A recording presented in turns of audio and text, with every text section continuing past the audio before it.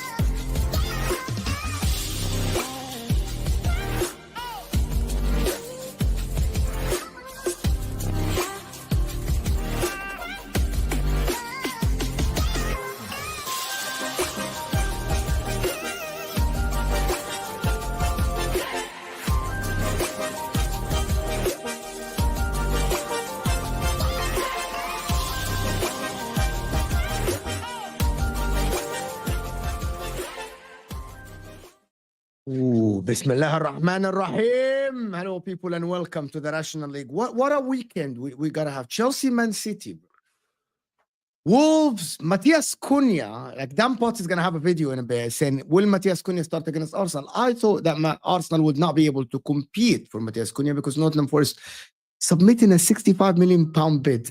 65 for Matthias Cunha is fucking crazy, to be honest. In this day and age. But listen, Arsenal must win. Liverpool with an easy game against Ipswich at home. Hit that like button if you're here. The rest of the panel joining. Tom Little is joining in a bit. Dan is joining us now. But I'm here, of course, with the brilliant Rory. Rory talks football.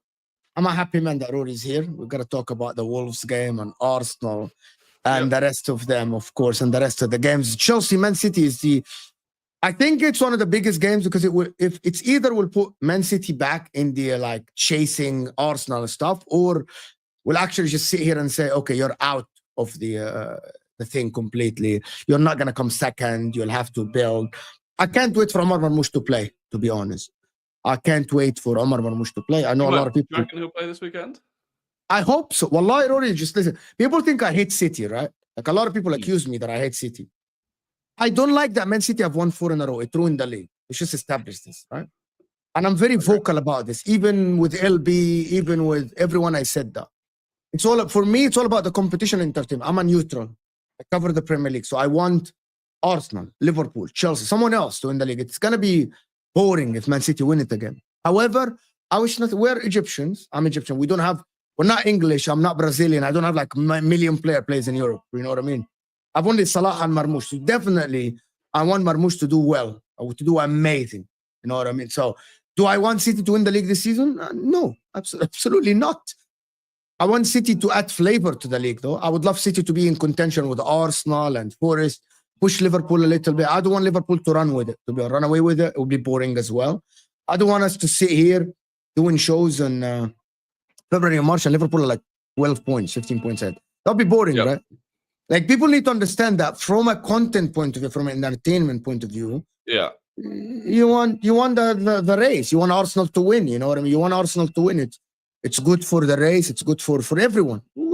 Because imagine if I invite you here, February, March, you're second, you're 6 points above the ones who's below you, and you are 12 points below Liverpool. Okay, Arsenal, okay, you're second. Yeah. Nothing. Yeah. We're going to go into that out. You're right. I mean, I still think, regardless of what happens, we'll have a good like top 4 race, just because of the amount of teams that are pushing it. But yeah, if Arsenal. But do you think Man City will be in it, though? a lot of people, there is a difference between top 4 race and chasing second. You know, like Man City at the current moment are behind Arsenal by 6 points, right? Yeah. I reckon that Man City will be in contention for second if they win this weekend. Man City win this weekend, I think they will be contention for second. I would just wait until the next weekend because then it's Arsenal City. Next weekend's Arsenal City. So we may as well just wait for that. Because then if they beat Arsenal, then definitely. If they beat Chelsea and then lose to Arsenal, then it's back to square one for them. Yeah, the problem is if they beat Chelsea, I think that puts Chelsea in the very bad conversation. Because now Chelsea, very bad conversation. Because I have this feeling, and listen, people, before we go on, we have over 230 of you here. We're still building. We're only on 30 likes. So hit that like button. Big up everyone that joined us from the Football Terrace. Hit that like button, people. Subscribe to the channel if you're new. I'm on the way to 30K, so I hope I'll get there soon, to be honest with you. Here is the problem with the Chelsea. And let's start with the Chelsea-Man City game. Right, let's start with that. Number one, the Garnacho news is kind of weird. I've had Chelsea fans trying to convince me that Garnacho is a good signing for Chelsea. For whatever reason they think. What is the latest on that? Like, is it actually going to happen? No, the problem is Napoli are about to pull out. Napoli are now negotiating with Adeyemi. Napoli get Adeyemi. There's only one suitor for Garnacho that will pay money with Chelsea. For some whatever reason. I don't know why Chelsea won the guy, to be honest. There is no reason for Chelsea to won the guy. No. Do you see any reason? Does anybody here see any reason? I think Mudryk. Well, Mudryk, yeah. Reason. But is it just because who got linked? Didn't a Chelsea player get linked to United? I thought I saw a Chelsea player get linked to United. Terry tweeted the other day. No, it's not tweeted. We were in the group of like the other guys, like Straight Facts and stuff, Don and stuff. And Don is fuming about it. And basically, Staffy said that he said that days ago that Man United, because of the news at the PSR thing, Chelsea are basically helping Man United with PSR. Yeah, that's what I was going down the route of. Yeah, that's what I was going down the route of whether United would buy a Chelsea player for them to get a bit of. But hold on, I don't get this. Why? Why would they help them with PSR? No, but if they help each other, they help each other. So if Man United go and buy a Chelsea academy player for 20 million when he's worth 5, that benefits Chelsea. And then Chelsea do the same with Garnacho for United. Doesn't that go negative on Chelsea PSR? Isn't that a vicious cycle that they will go through? It is a vicious cycle, yeah. But it was because you help me today. If they're gonna demand that Man United help them tomorrow, for example. Yeah, it's only well, maybe, yeah. It's only a theory, because even with like Garnacho, like Chelsea could spread Garnacho over 5 years. So 60 million over 5 years, that's like 12 million a year. But then if United buy a player off Chelsea for 20 million, who's worth 5 million, and they do that all in one, then they've made a profit this year. Is that corruption, though? Well, yeah, but it's no different to what they were all doing last, with Newcastle selling Minter and buying Villa, whoever, and Villa and Everton were doing it. And... So going to the football thing, how would you spend 60 million pounds on a player that is so inferior to Sancho? Is beyond me. No, I don't. That's why it doesn't make sense. I think because they view it as an opportunity to eventually have profit on the books. I think there's a number of different aspects to it. I just don't believe much of it is football related. Like the fee, I don't believe is related to his footballing ability. I just don't think. I think how are they going to make profit then? You're not going to profit on. Surely they don't anticipate selling Garnacho for more than 60 million long term. No, but if you think about it, Rory, right? Okay, so this is the thing that's really confusing: is that obviously if you buy a player for 60 million and sell him for 40 million, you can still make profit on the book value. And I think that's all. Yeah, exactly right. Over the 5 years. So I think that's all they're cared about is that if you buy like a 20-year-old and sell him in 3-4 years, he's still going to be at a potentially there or below his peak in transfer value. So I think that's their theory. James Alcott did a video on it, and it is really good. Just sort of explaining why Garnacho to Chelsea is genius. Look, I don't think ability-wise he starts with a Sancho. I think they want someone in to replace the absence of Mudryk. I think he's okay. he's got potential, but just because he's young, it doesn't mean he's got like massive potential just because of his age. You don't compete with Arsenal and Liverpool and potentially City for a title with Garnacho. Yeah, I'd agree. So I'm not sure. I don't see it as an improvement to Chelsea's starting 11. I think if you're going to spend that much money, really you should be improving your starting 11. And I think that money could be spent on a centre back, could be spent on another striker to come in and compete. A winger is pretty much, I mean, and Kunku or Felix could definitely cover that left wing slot for the time being until the summer.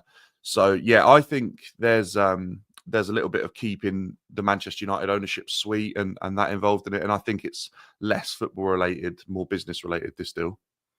Going to the game though. So guys, it's over 300 review here. Can we get to 100 likes at least, guys? We're 50 likes. Guys, can we get to 100 likes? Just first target, hit that like button, people. All Rory's channel in the description as well. Dan's channel in the description as well. Dan now does match reviews. Rory does a lot of videos, and Tom Little channel in the description as well. So go and support the guys. Hit that like button. Let's get to 100 likes, people. Hit that like button. Yeah, I see we have been, people ask this question. Can any of you read this name? No. The man from Uncle. Actually, the man from Uncle. Yeah. No, we're not. Dan and Donny, they're not related at all. No, actually, I keep getting tagged in Dan's TikToks as well. Yeah. Guys, I actually don't think they look alike at all. No, but it must be a thing because on TikTok now, Dan's uploaded more on TikTok, and every time his video gets like a decent number of views, I get tagged in. Yeah, it's true. Yeah. Good publicity for Dan because Rory's famous on TikTok. Rory's a famous guy on TikTok. Yeah, do you remember the Jamie Vardy lookalike? The postman. I thought Theo Baker was a Jamie Vardy lookalike. Oh, that's a good shout, actually. Yeah, that's a good shout. He got stopped at an airport once because someone thought he was Jamie Vardy. Yeah, I'll let you know, Rory, when I get stopped at an airport. On the game itself, the Chelsea Man City. To be honest, I don't know why a lot of people are saying that Chelsea have a big chance of winning the game. Yeah, I think Chelsea winning the game at the Etihad. Why do you think that? Why? Because Chelsea's style is... it's at the Etihad first. Sorry? It's at the Etihad. It's not at Stamford Bridge. These days, that makes no difference. I think where City have struggled is where Chelsea thrive. The way Chelsea win is by making it as much of a basketball game, transitional game as possible, which suits Chelsea to do anyway. And the second City come up against any team with some sort of quality in transition, they lose. People thought honestly, people thought City were back because they beat Leicester City, Salford, and Ipswich Town. Like I don't think City are anywhere near back. PSG are not that good. Arsenal played against PSG at the Emirates this season and nullified them pretty easily. City made them look unbelievable. I honestly, I don't think any of the problems have been solved at City yet. I think they just had a nice run where they played a bunch of teams that are terrible. Why do I disagree with him a little bit? I think actually City, I think in these games, I think City will play well. City will not allow Chelsea to have that game. City will try to have control. They can't. They've got no one that can do that anymore. They'd have done that against PSG when they were 2-0 up. And also they have Omar Marmoush coming in, which provides a different weapon that nobody knows about. Yeah, even if off the bench. That doesn't fix their problems, though. That's like you've got a boat that's sinking because it's got a load of holes in it, and you add a. But let me tell you the difference. Okay, hold on. Okay, so let me have a guys. Guys, I want people to hear this, right? For the first time in Pep Guardiola's career, he was down and he failed to have his team control the ball because of Luis Enrique's style, which is what he did for Spain. You remember Luis Enrique was Spain before. He was someone who had Spain have complete dominance, right? I believe that City will not face this adversity against Chelsea. Chelsea don't have the quality or the coaching to actually dominate the position against Man City. And here is why Man City lost 4-2. Because Man City don't know how to defend, basically, when they don't have the ball. That team is not coached to do that. Pep Guardiola doesn't know how to set up his team to be on the receiving side of position. Because we've never seen that, right? Ever in our life. Since his Barcelona day, Pep always is on position. The only time he will concede position is by choice for a certain amount of time. But they went down 3-2, and for the whole of the game, they were inferior in ball position. I don't think Chelsea can do that, Rory. And I think this is where you beat City, where you dominate position against them, when you smother them, when you don't allow them to press you high, when you don't allow them the ball. And I don't think Chelsea can do that to them. I don't think so. And that is my counter to what you say. If Chelsea go to the Etihad and dominate position, Chelsea will win. Do we think Chelsea will do that? No. By the way, PSG have a transitional base players. Barcola, Dembele, Desiree Doué, all of them are transition. All of them are counter-attacking players. All of them. Yeah. They're quick, they're tricky, all of them. But they couldn't win until they dominated position for the majority of the time. And they smothered City. City couldn't get near the ball. 3-2 down, and City couldn't touch the ball. Couldn't touch the ball. And I don't think that Chelsea have this ability. That is my counter to what you're saying. That's fair, but I think there's more than one way to skin a cat, and I don't think you need to control possession to beat City these days, which is the reason that teams, Brentford, okay, it was a draw, but Brentford came from 2-0 down to draw 2-2. Brentford. Yeah, but that was different. Brentford came from 2-0 down. Brentford weren't dominating City. They weren't putting pressure on City. You get my point? Chelsea, if Chelsea concede... Okay, let me ask you the question then. Great. It's a great conversation, right? Do you believe Chelsea can hold their own if they concede position?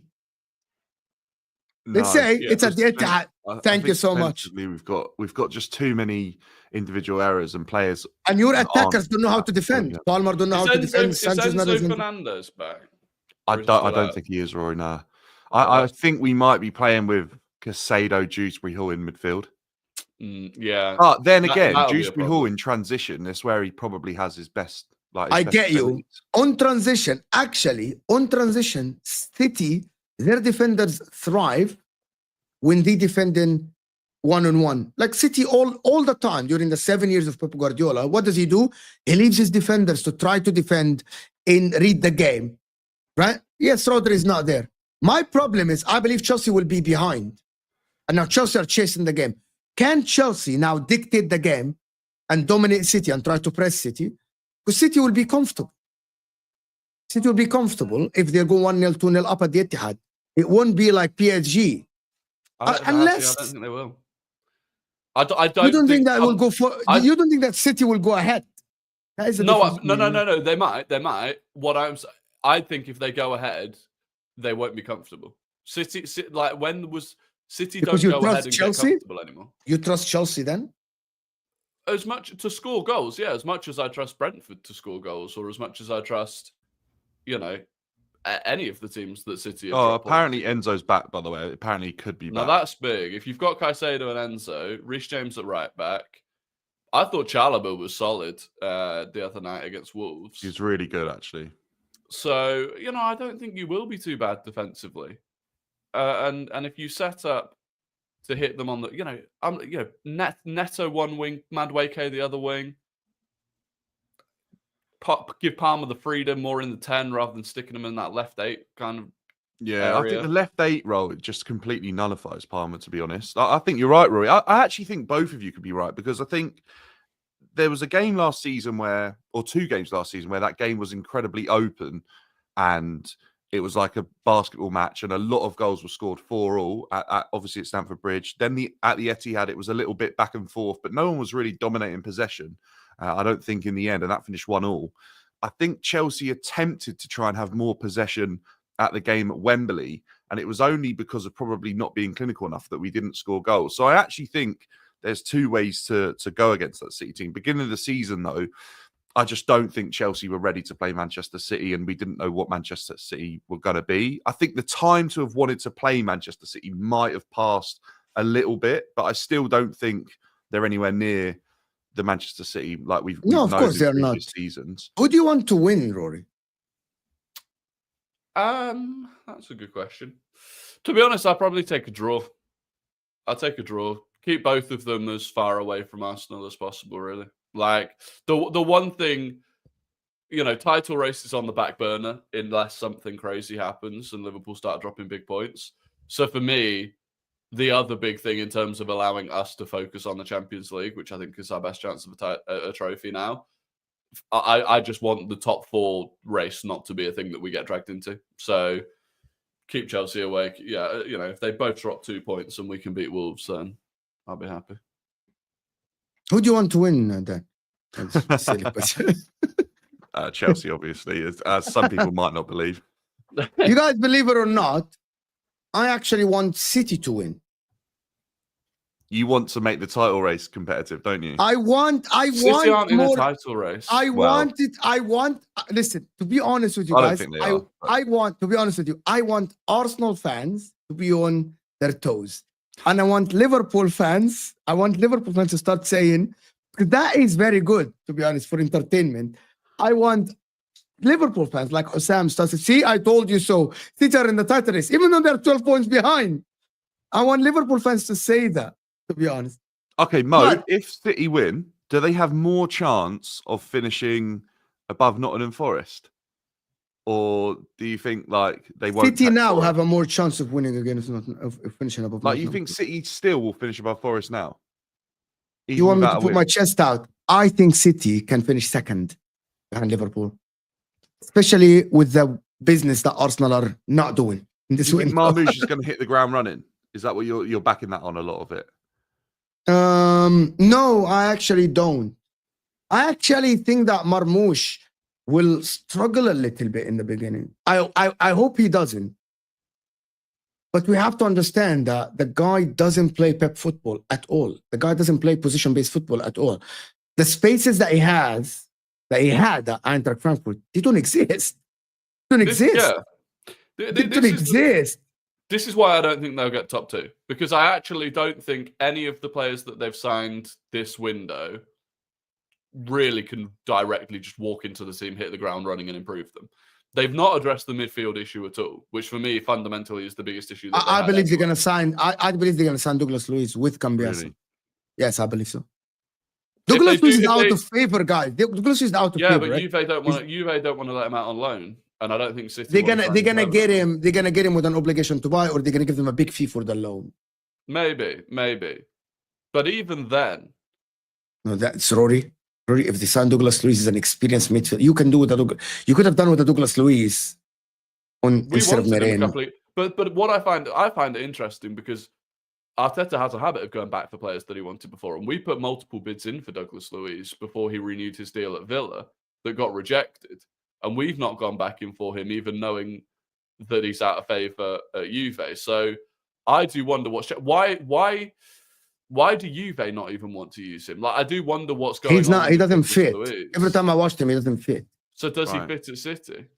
But it's something people don't understand. People think that Serie A is easier. Serie A is different. It's slower. It's more tactical than the Premier League. It's a little bit less physical, which opposing to the 90s and 2000s. Serie A was very physical back in the days. It's more tactical now. The movement is tougher. You know what I mean? It's not free-flowing as... Also, the pitches are not as easy as in the Premier League. I went to the San Siro.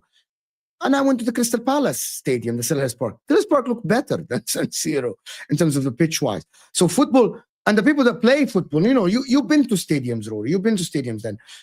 The pitch makes a lot of difference in the quality of a player in terms of passing, how easy it is. That's why even coaches complain about how they water the pitch before the game. So that is different. Maybe he didn't fit. But listen, before we move on from City, I want you guys to hear this video, and I want to hear what you guys think. It's a very interesting video. And people in the chat, listen to this. Hit that like button. It is so interesting. I need to talk about Erling Haaland. Oof. Because there's an Erling Haaland conundrum, and I've thought it for a long time, and I think recently my belief has been enforced. And he's probably one of the greatest goal scorers of all time. Yes. He's almost certainly the greatest goal scorer that Manchester City have had. However, when you look at the signing of Erling Haaland, to me, it seemed like a deal with the devil. Manchester City had a perfect team. They had a perfect team apart from a number 9 who could score goals. They bought Erling Haaland for 53 million, the best 53 million they'll ever spend, and in the first season they won the treble. But in doing so, they've reshaped the entire team. Because Erling Haaland is not a Manchester City player. He's not got a good touch, he's not particularly quick, he doesn't press well, he can't pass the ball. So you have to restructure your whole team around him. And it worked when Manchester City and all of their players were at the peak of their powers. And Erling Haaland was just dropped into that team and it worked perfectly. Now, the players aren't there and Haaland's shortcomings are really, really, really coming into the fore. You know why I showed this video? Because yesterday we were doing the show with Patrick and Kelk, and they said something regarding Sam thinks that City will dominate next season. Dominate, like there's no chance for Liverpool, no chance for Arsenal, there's no chance for anyone. But then today and yesterday, I saw a couple of these videos that talk about Man City are not back.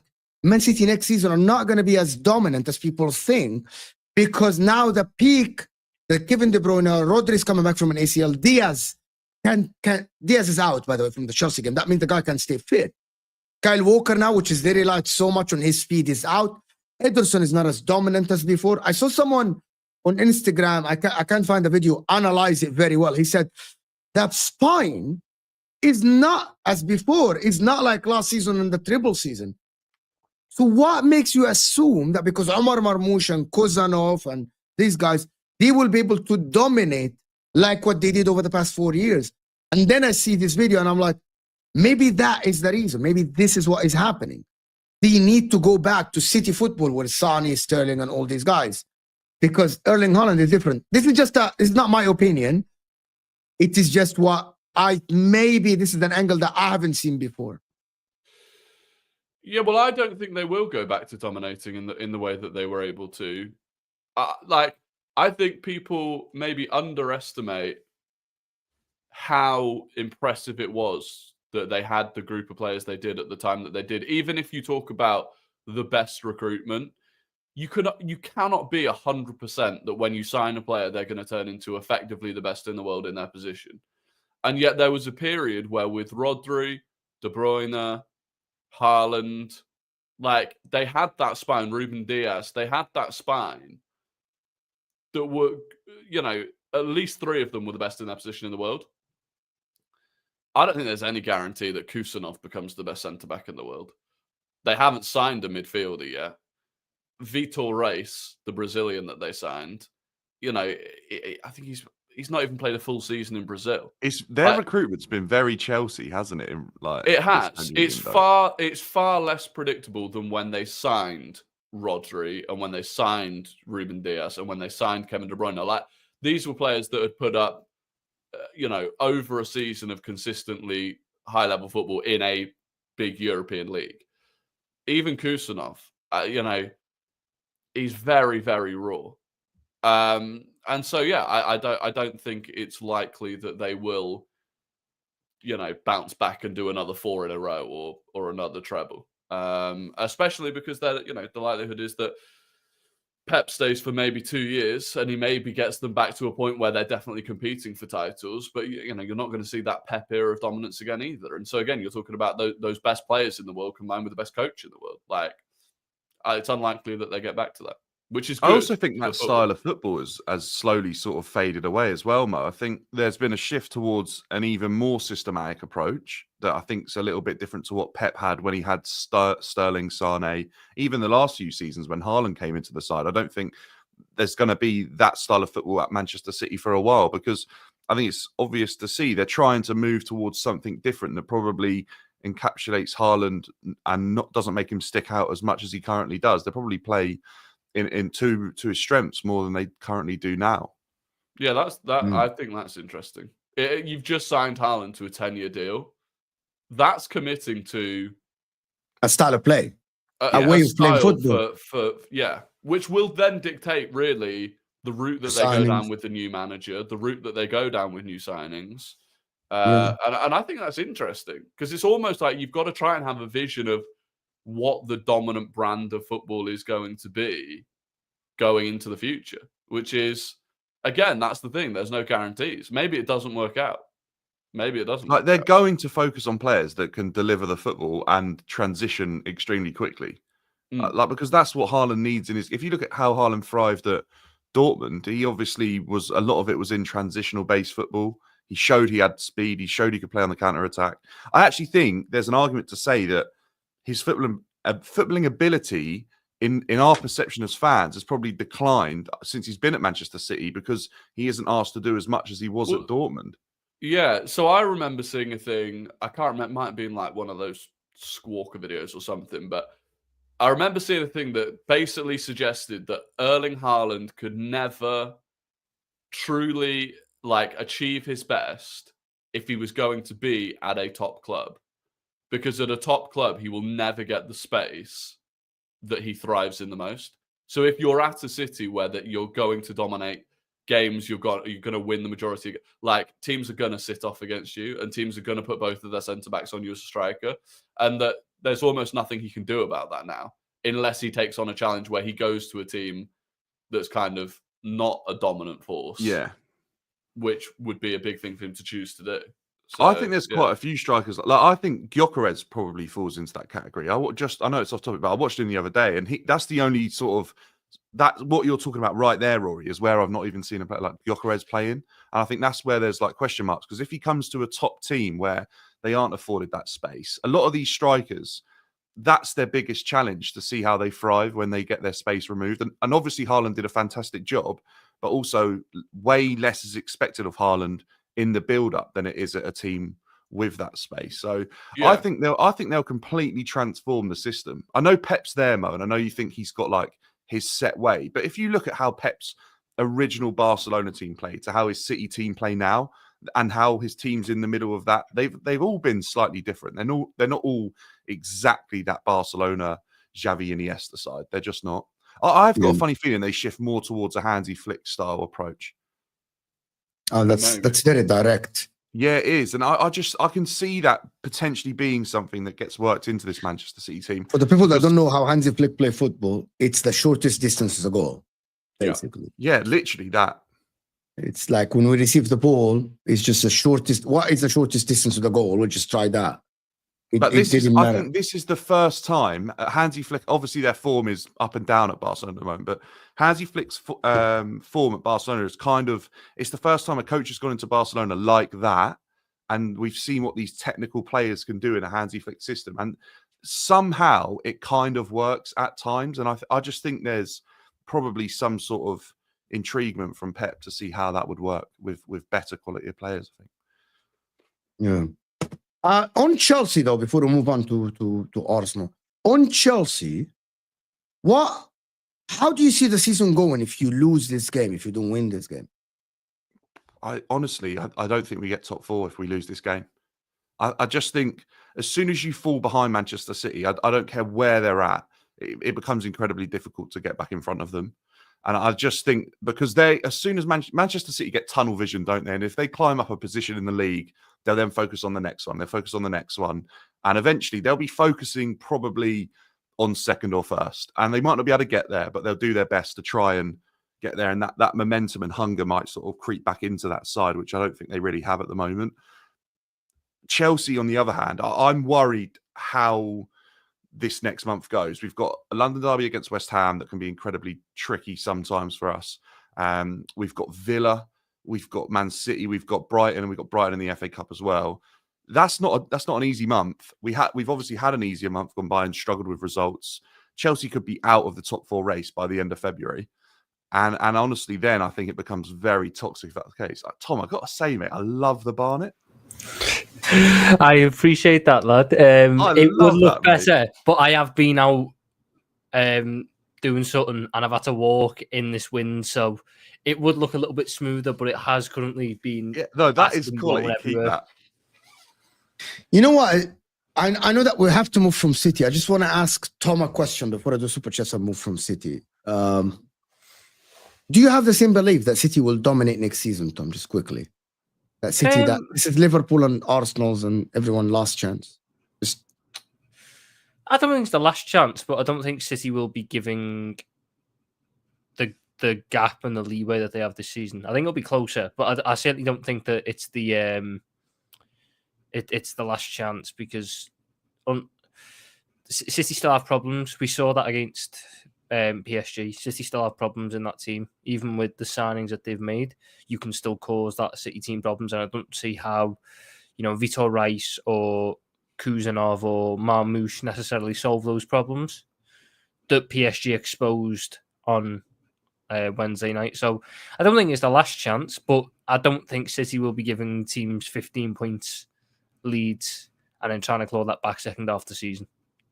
I also think there's probably still like another turnover of players that then happens next season. So even like that, that you look at the turnover they need now, but then going to another, you're then looking at the likes of Kovacic, Bernardo Silva, De Bruyne will be phased out, Ederson, like exactly. So yeah, I think they're almost even. I worry about players like Akanji and Ake with their injuries as well. I agree. So I almost feel like this is only the first part of rejuvenating that squad, and it's probably a 2-year process. Yeah, but let me tell you the difference, though. When City wanted centre backs, they went and signed the best centre back in Portugal, in Diaz. But they've not done that this time. Exactly, and that is a difference. They went and signed the best. When City wanted to strike, Diaz is not that old. He's very young. Does he not stay? Do you not think he stays? The problem is his injuries, bro. Injuries. Ruben Diaz will stay on the basis that Man City can't lose every single centre-back in a window, and all the other centre-backs are bigger problems than Ruben Diaz. If you're talking about injuries, Ake and Stones can't stay fit and are older. So Ruben, if you're asking me who are like dead safes, it's going to be like your Rico Lewis's, your Gvardiols, your Akanjis, your Ruben Diaz. If you move further forward, your Rodri. Actually, I struggled to see. If you looked at their squad now, you said in 2 years, who do you think still playing for them regularly?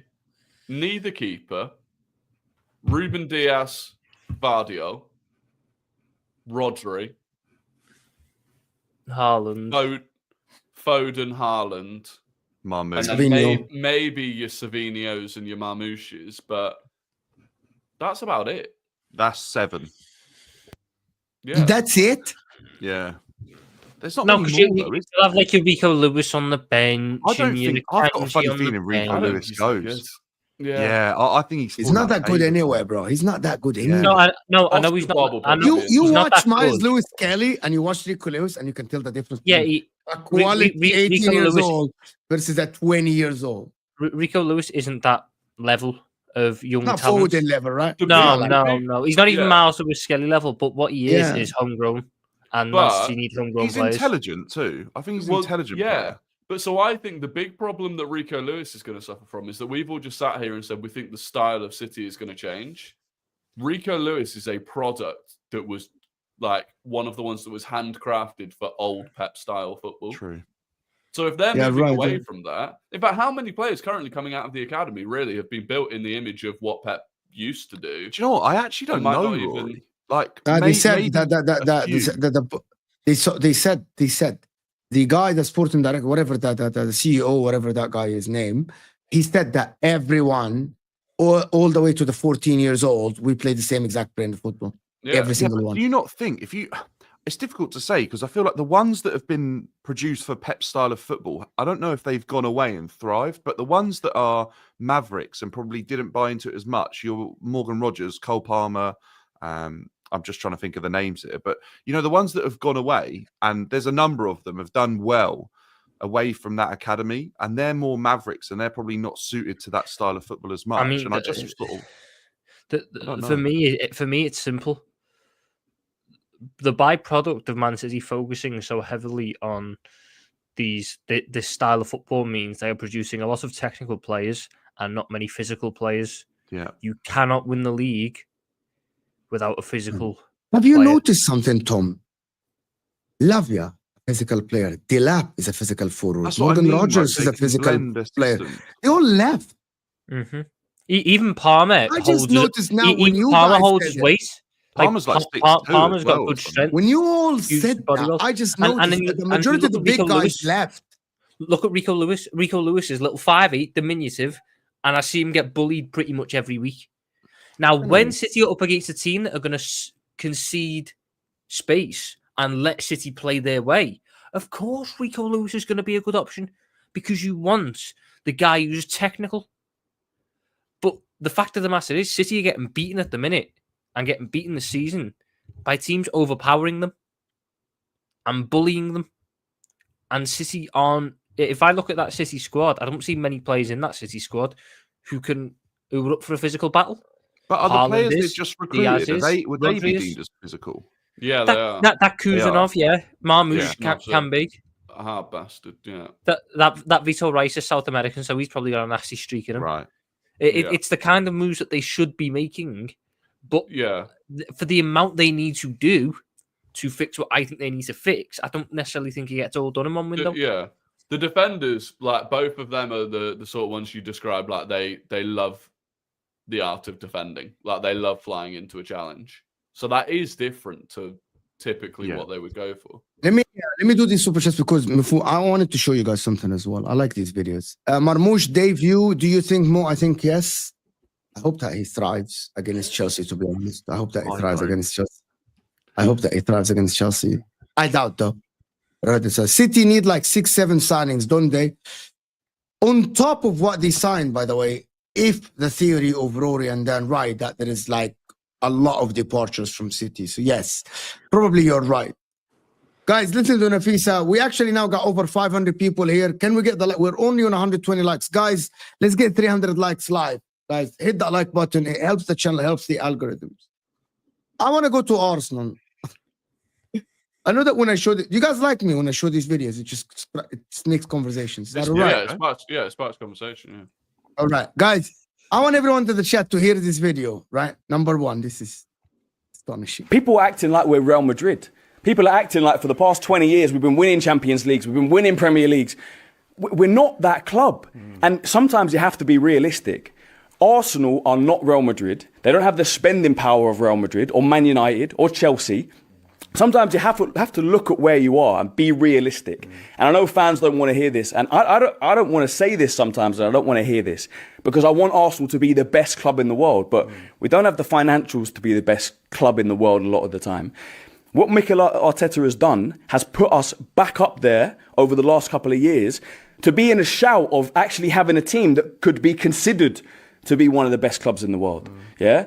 People predicting us to win the Premier League. We're in the top 3-5 favourites to maybe win the Champions League. Look at the players of the season we had in Team of the Seasons, in Premier League Team of the Seasons. That's Arteta. That's what he's built. You all agree on this? I agree with a lot of that, yeah. Yeah, I do as well. I think a lot of Arsenal fans have got a bit carried away in recent times as to where they actually think they might be. Yeah, well, I think there's a group of Arsenal fans that seem to think they know how to run a club and that throwing money at the problem solves it no matter what.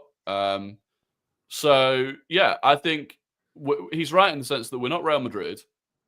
One thing that any club like Real Madrid or Bayern benefits from is that they're almost guaranteed Champions League football every year, right? The leagues are not as competitive as the Premier League for competing for Champions League football.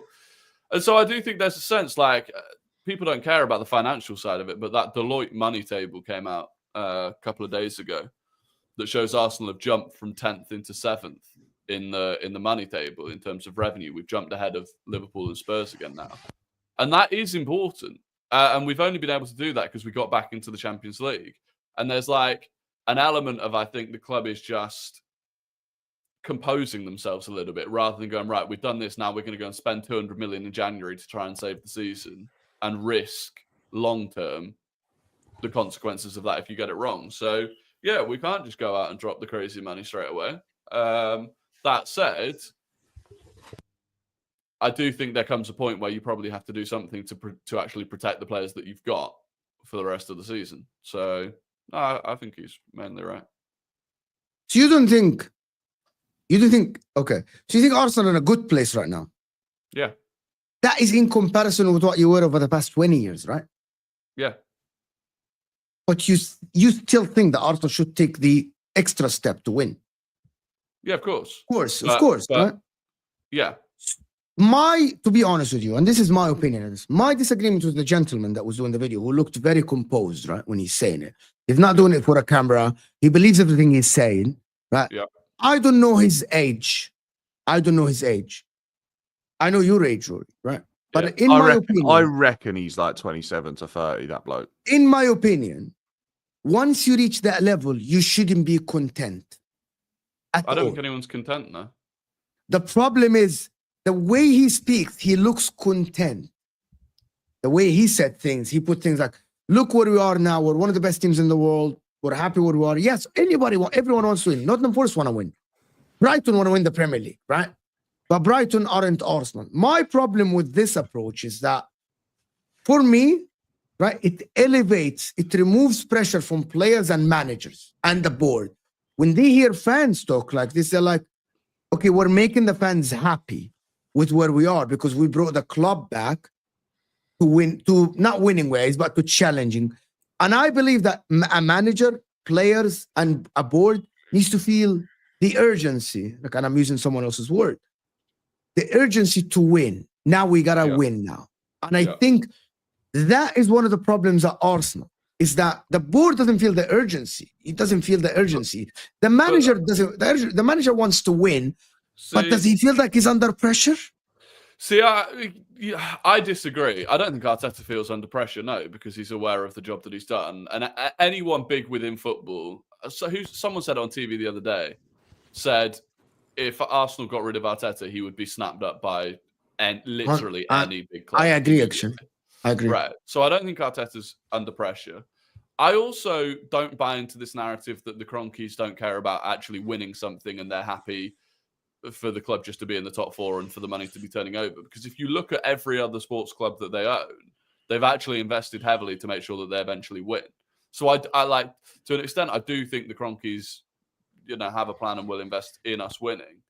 I don't know that guy, so I don't know if he's always speaks like that. But, I think he's content because he's just, he's realistic and he understands the situation we're in. I think when people go on those things and they get massively riled up and demand that the club are doing this and it's a disgrace if we don't spend this money and yada, yada, yada.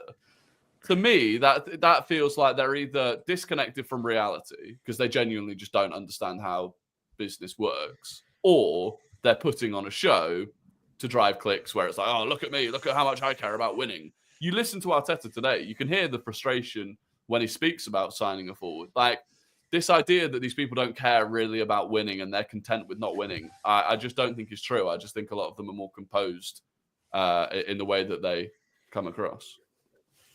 Yeah, I also go ahead. I'll go on, Tom.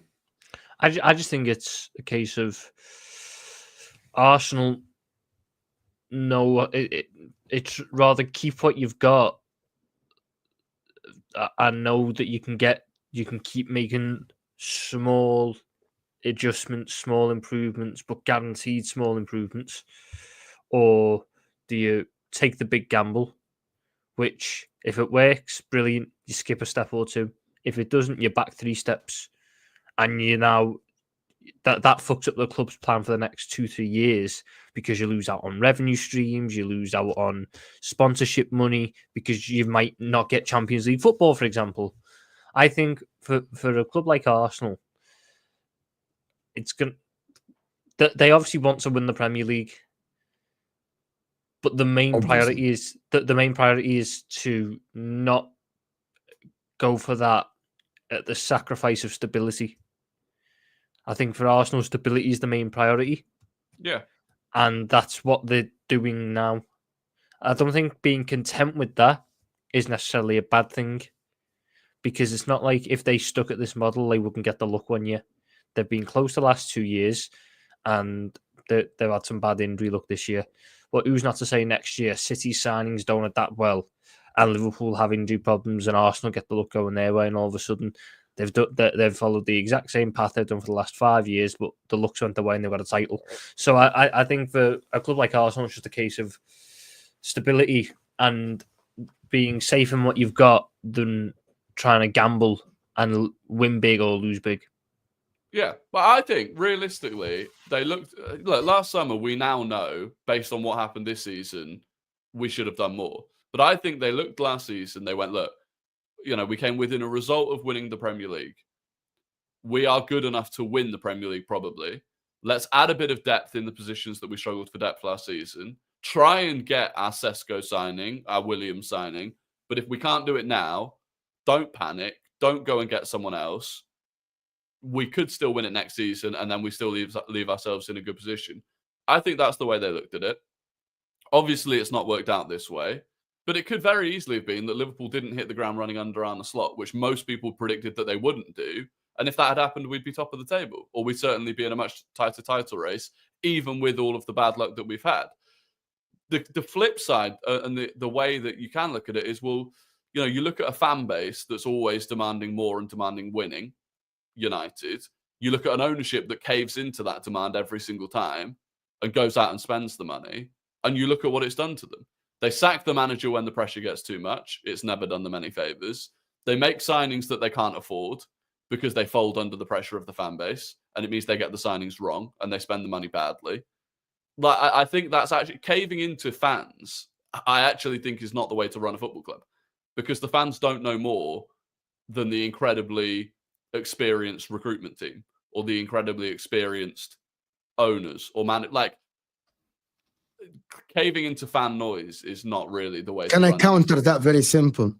Can I counter that before Dan comes in? Caving into fans is wrong if you believe you're successful. Yeah, I believe that Arsenal, we're on the way to success, and this is where you shouldn't hear.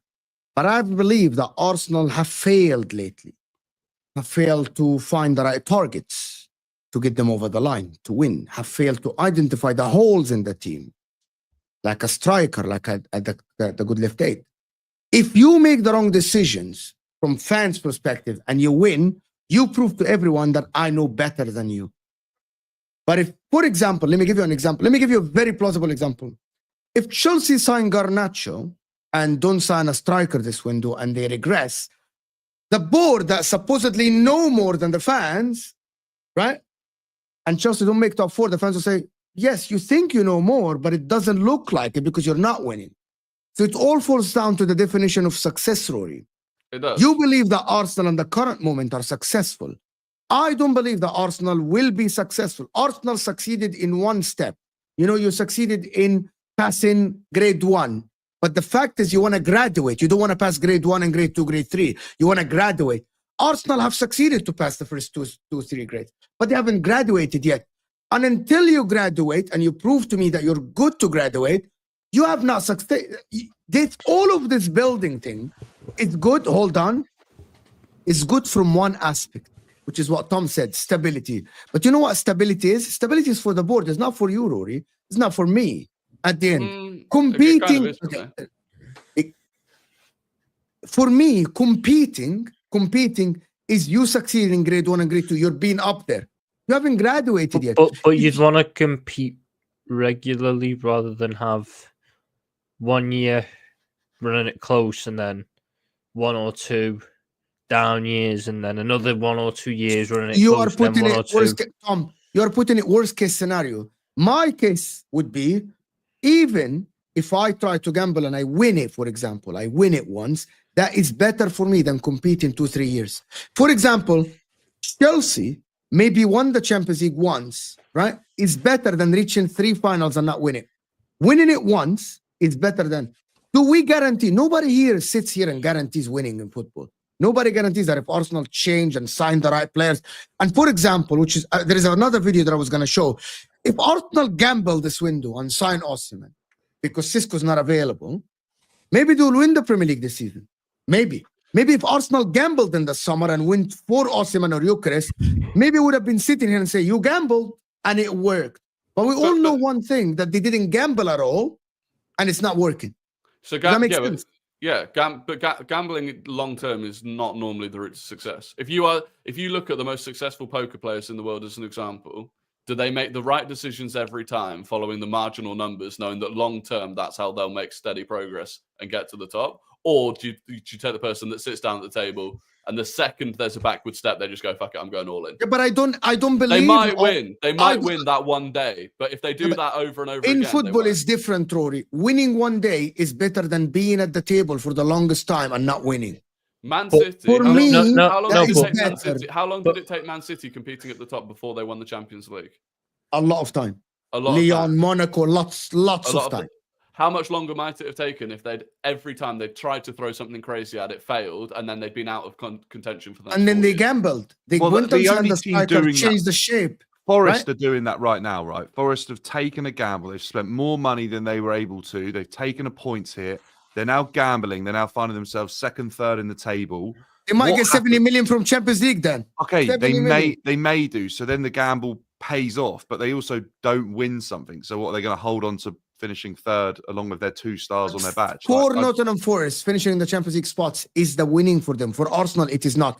Now we go to the definition of what is success for Nottingham Forest or Brighton versus what is success for Liverpool, Arsenal, Chelsea, Man United, Man City. Right, so you're saying Arsenal's ownership should be gambling as hard as Nottingham Forest's owner in an attempt to win the Premier League? Well, no, I don't think the gamble is that much, to be honest. Having Osimhen or having Eucharist, Forest spent 100 million on is their not squad in one season. We're talking about Arsenal recruiting one player for 100 million to be the difference. So think about it. I don't think Arsenal. That's the difference. I'm not saying that Arsenal go and sign someone unknown, for example. Like, for example, I'm so pissed that there are news yesterday or the day before that says Arsenal, if Sisco's not available now, they will wait for the summer. They won't gamble for Eucharist or Osimhen. They won't. I think that's crazy, by the way. I watched Sesko the other day. I don't think he is right now good enough to win. And now I'm hearing a lot of people like you, Dan, and other people saying that actually Sisco's not that man. Now we can disagree. Arsenal think that is Sisco. I don't know. Arsenal believe that a level above. Okay. Now, me and you, listen, Terry told that to Hussam yesterday on Straight Facts. He told him, you maybe don't believe it. Arsenal believe that Sisco's the man, right? Arsenal believe it's their job to do the scouting and do all this work, right? It's Arteta's the manager, it's not us. So go and sign Sisco. Go and pay the extra. That is what I mean, and maybe a gamble. I believe that Osimhen is the man for them or Eucharist. That's my belief. I actually wanted for you guys to play a video.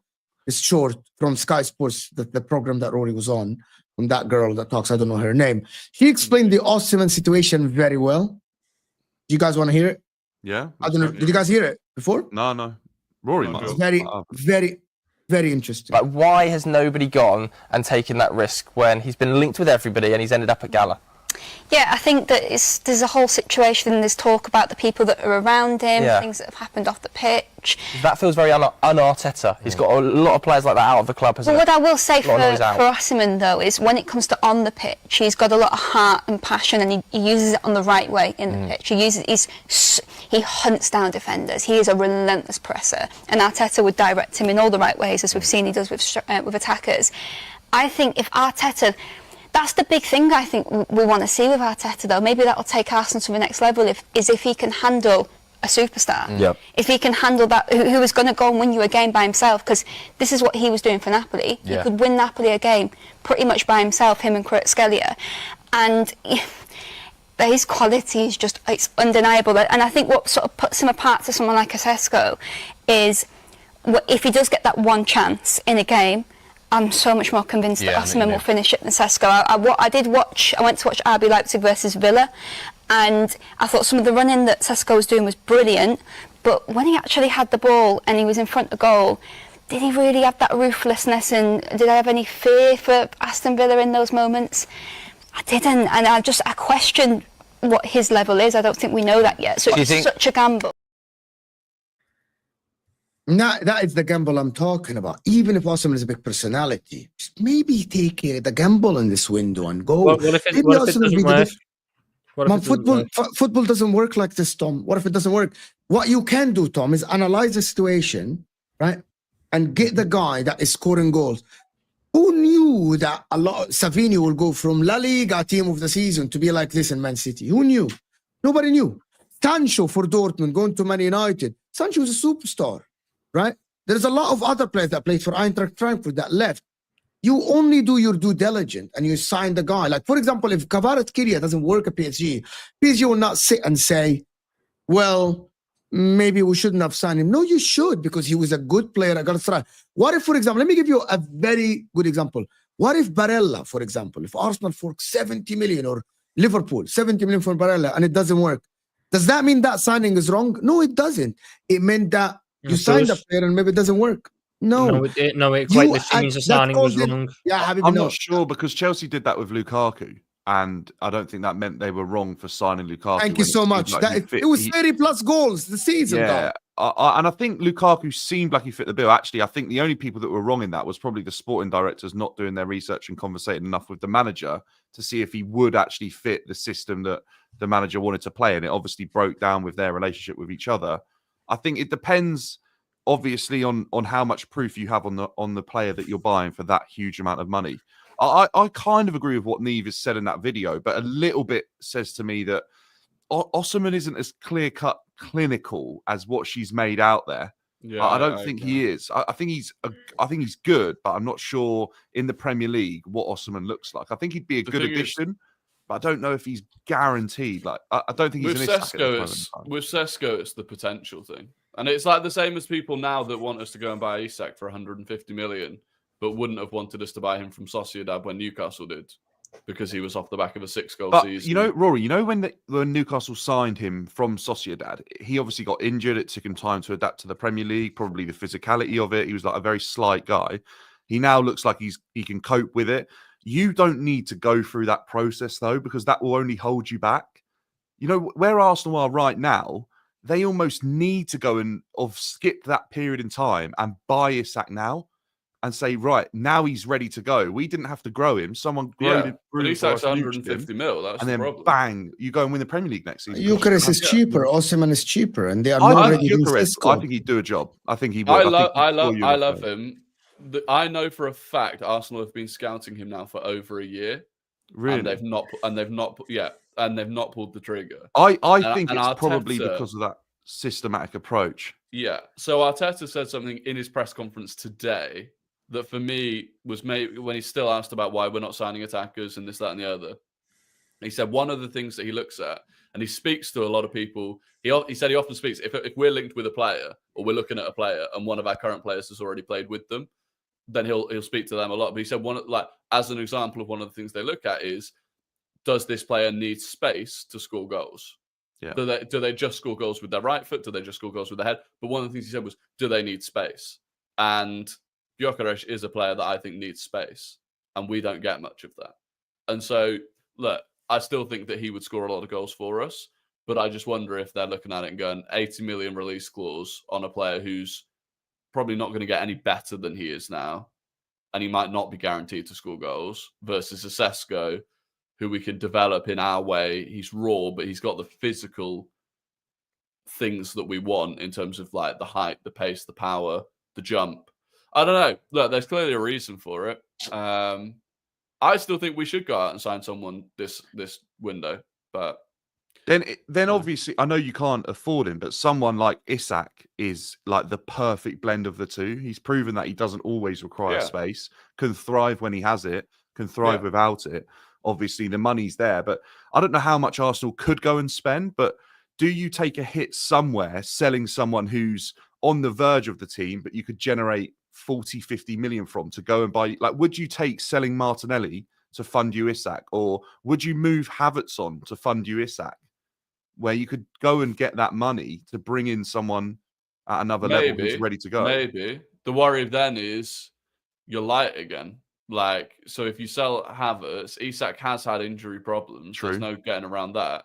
Suddenly you haven't got Havertz or Isak for a period of time, or you haven't got Martinelli. You know, I think we sell Trossard.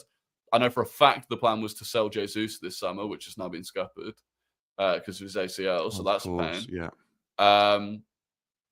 Other than that, this is the other thing. Like, we don't have that many players that have that much value that aren't like quite fundamental players. Trossard to Saudi, maybe.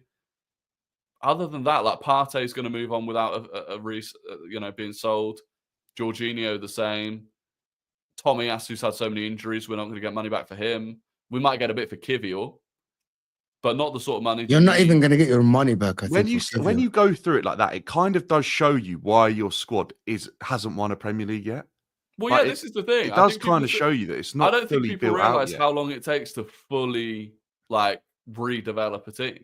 And I think it's the same with Liverpool. I don't think if you look at Liverpool's squad the whole way through, I think you'd start running into the same problems. Not so much in attack, which I think is the big benefit Liverpool have, is that they have like a front six that are all high quality. But again, I think with Liverpool, if they'd had the sort of injuries that we'd had this season, you'd be looking at a very different picture, which is why I kind of feel like, it's not entirely to blame the manager or the club for not buying the players in advance. But it's one of those things. It's just, let me do these super chats. There's no guarantees for winning trophies. I think that's the fundamental thing. Yeah, absolutely. Senaib is saying Arsenal fans, Jabo with £800 million. It's not 800. I don't know what that means. But I don't know what Jabo means. Can someone explain to us what Jabo means? I know it's in the song though. Madridista is saying Madrid gets top 4 every year in any league. Easy. We know that for a fact. Yes. In a Madrid off year, if they were in the Premier League, I think there would be some struggles. No, that's actually third or true. Fourth. Yeah, that is true. Even to get top 4. No, they could be third or fourth. No, because we've seen. So if we dropped Real Madrid from 1920 into the Premier League, you say they finished third. I think that's maybe. Right. Do you think I remember that? Probably. That was the year that they didn't win the league. They went out to Man City in the Champions League. Where did Chelsea finish that season? I'm trying to think. Did we with Lampard? Because they battered. I think they battered fourth. us, didn't they? Oh, no, that might have been Bayern. No, Bayern battered you because that was the year. Bayern battered us. You're right. I think the strength and depth through the Premier League. Like if you're in an off season, even the West Hams and the Evertons and they just become difficult games. Where some of the tat that's at the bottom of the La Liga is just the thing. Madrid are always going to have a monopoly in La Liga, and it's going to be very hard for teams to actually cause problems like that. Whereas if you go and look at the Premier League, because of the way the money works in the Premier League and the fact that every team gets an even split of a number of revenue streams, that means even teams lower down in the Premier League table can afford to spend big amounts of money because they make it. If you go look at the revenue splits in Spain, it's so heavily weighted toward Real Madrid. Yeah. That they're gonna create a monopoly. No, I don't have a lot of conversation about Real Madrid. Rory, thoughts on Arteta's press conference? I don't know what he said in the press conference. But no, he's just he's clearly not out of patience, but every 3 days he's asked about us signing an attacking player. Every day behind closed doors they'll be having conversations about signing an attacking player. Clearly he wants one, at least one. He's made it very clear that it's with no Jesus or Saka, it is effectively a necessity. But then he's also saying, but the club have to protect itself, and signing anyone is not better than signing, someone. Like if we're going to sign a player, it has to be someone that adds something to the squad. We can't just sign someone for the sake of it. So yeah, he's frustrated. This is why it always makes me laugh when people think that Arteta's just actively choosing not to sign players. Like he's not. Omar here is saying teams should give managers number of years without the title next, in my opinion. Wait, what does he mean by that? Okay, what he means by saying, right, you've got 4 years to win the title. If you don't, you're automatically sacked. Oh, I don't think you can manage football like that. I think you can if your team is capable and is obviously good enough. Like Chelsea when they had the merry-go-round, I think Roman probably expected the manager to win the title every season. But I think now with the fact that City have been as dominant as they've been, that would have been so unrealistic for any team.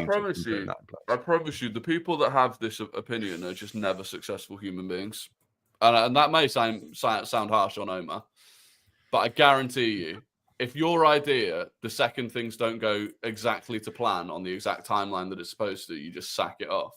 You just won't be successful. Like if you don't take into consideration any context that may have happened. And then you still make your decision, ignoring all of that context. It's just not the way. What happened to Tom? Sanders FC didn't exist 10 years ago. It's a new trend. If they applied that logic in the real life, why are they celebrating subscriber milestones? Surely they should wake up with 1 million subs tomorrow. Well, by the way, not a single one of them is the most successful person at their job or genre. But they don't quit, do they? They don't think that they should be sacked from doing what they do because they're not number one. Not a single one of them. I think it did.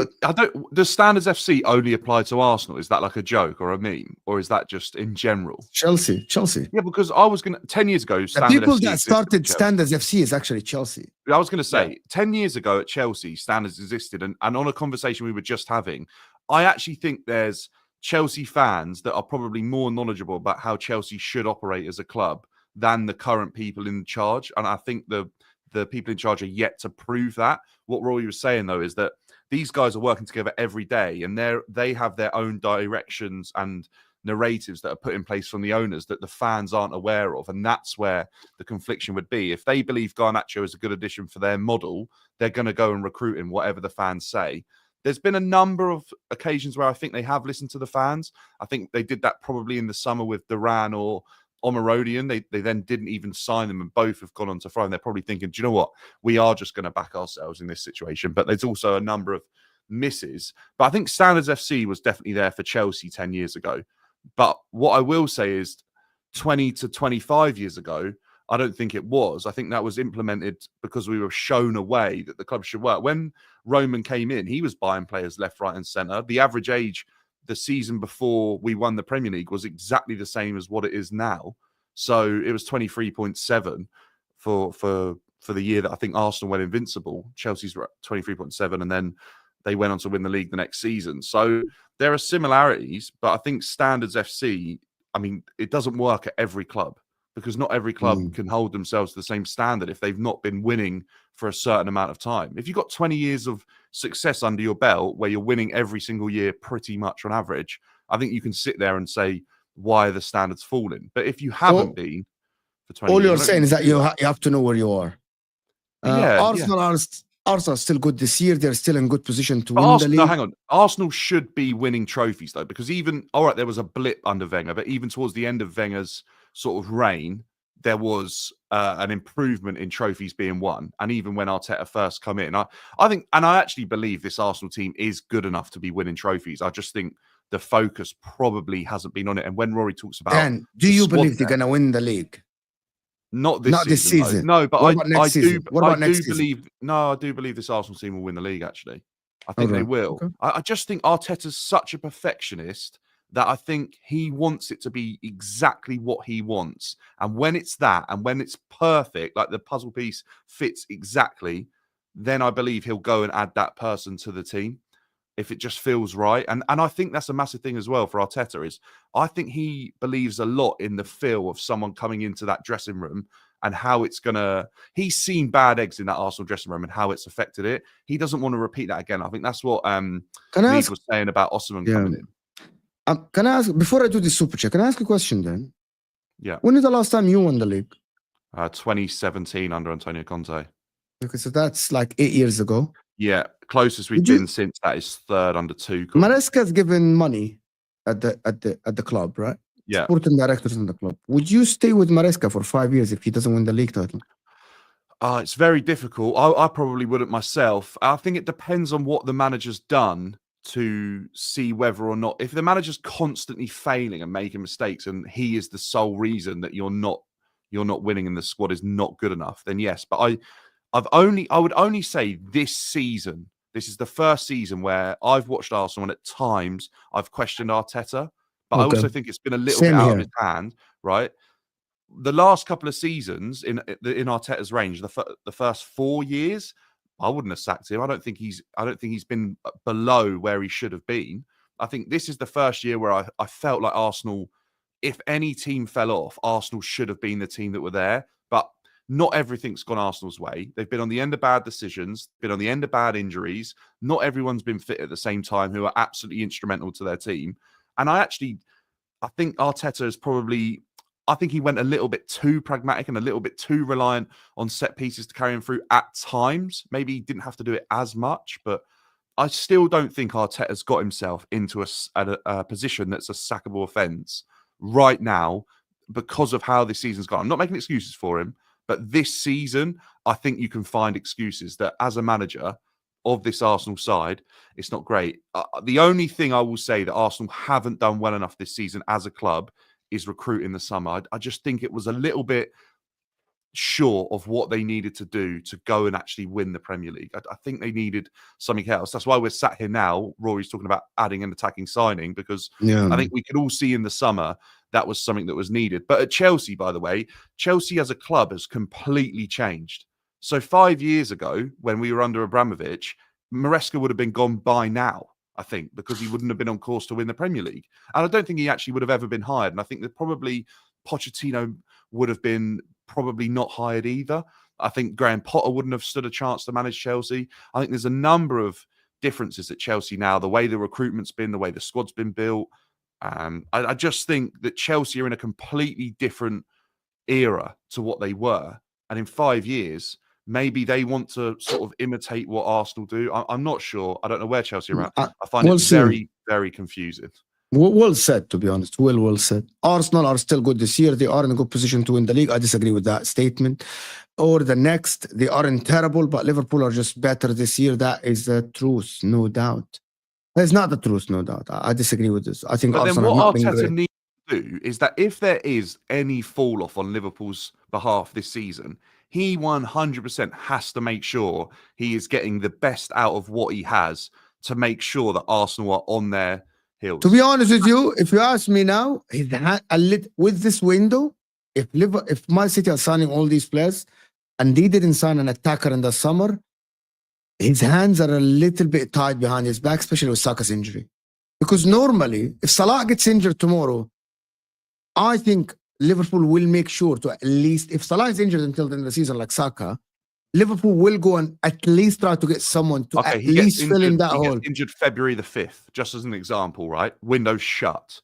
And then they start to decline in form. Yeah, but Arsenal have that chance then. Yeah, but now okay, it's not February 5th. Yeah, but Mo, all a month, Arsenal knew that Saka's they both injured. have that chance, but realistically, it looks unlikely that Arsenal will act, and I don't think Liverpool had anything either. And that is mistake. That is the criticism. Then. The criticism is that. Yes, it could be, but also at the same time, what Arteta then has to do, because the window will be shut, he has to make sure that his Arsenal side, no matter what, he can't be at fault for them not sort of maintaining their challenge on Liverpool, even in second place, in case Liverpool start to drop points. Liverpool haven't had their blip yet. If they get a blip, Arsenal have to be there ready to pounce. There are games where I sat here and I criticized Arteta and people said, Mo, you hate Arteta. But there are games, for example, like the Man United game. Why is it his fault that freaking Havertz just was wearing flip-flops in front of the goal? And I have the same thing sometimes for Antonio. It's not his fault. And even that game, you know what is his fault? Sorry, let me just finish. It's his fault that he didn't push for a striker in the summer and they waited for Sisco, yes. But tactically in that game, based on what you say, Dan, which is now there is no chance of signing someone from February, it is not his fault that Kai Havertz couldn't convert or Martinelli missed that 1-on-1. Like it wasn't Jurgen Klopp's fault that Diaz was through 1-on-1 against Man City and decided to shoot the ball 5 yards next to the post. It's not his fault. But it's his fault that he didn't recruit well. So we criticize Arteta, for example, on the board today for this. Once this window shut... It wasn't solely on him, as I'm led to believe. The recruitment wasn't solely on Arteta. Edu obviously had a big part to play in the So you believe if Arteta said, I am okay with Eucharist, for example, or Osimhen, the board would have gotten him because they had the money for Nico Williams and Sisco. Arteta was never okay with Osimhen or Gyökeres. I actually believe if he was... And that is where I criticize him. Normally, I would say, before I bring in Rory, I would say, have a first option. It's like, what if Sisco in the summer? Let me just give you guys an example. What if Sisco goes in a brilliant run at the end of the season and Real Madrid or Barcelona said, well, we're gonna go for you, and he chose to go there. Now Arsenal missed on the January transfer, and then now Eucharist might be off the table because he might go to Man United, right?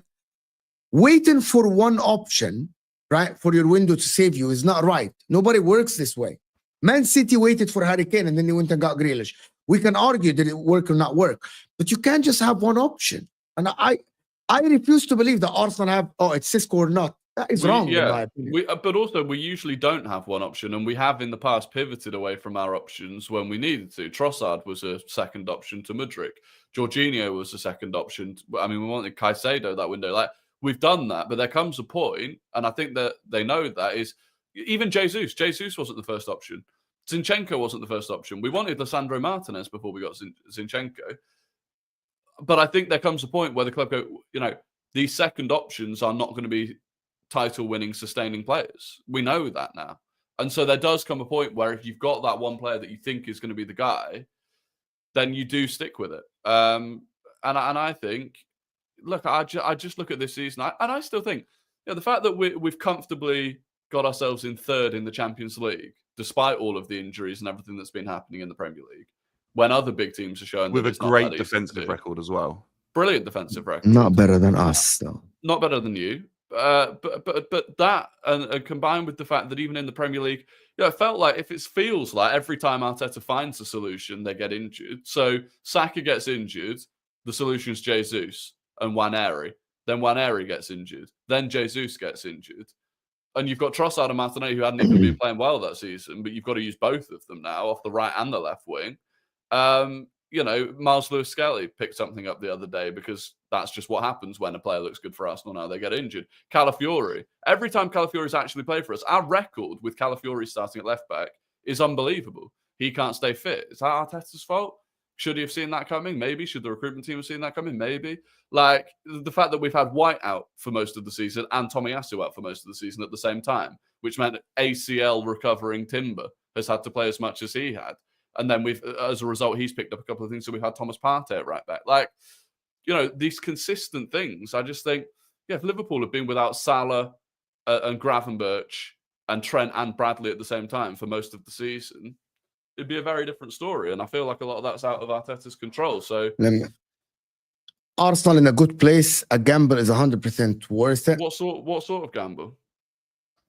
The Osimhen or Gyökeres? Gyökeres is the obvious gamble. Okay, Gyökeres is the obvious gamble. I said this, I think, on Monday. If you had a fully fit strength side available, injuries weren't happening, everyone was there ready to go. Ben White was fit. They've been playing alongside Saka and Odegaard in that right three pairing, and it was flying. And you went in and just added a striker ready to go. I would buy it. I would say, do you know what? They've been brave there. If it doesn't work out, it doesn't work out. But at least they've tried. Right now, if they do that, I'd go, I actually think that was a bit silly because none of their best players have been available at the same time this season. There's no rhythm. There's no momentum. We've seen that in this Arsenal side this season. They've struggled a little bit to be as consistent as they've been in recent years.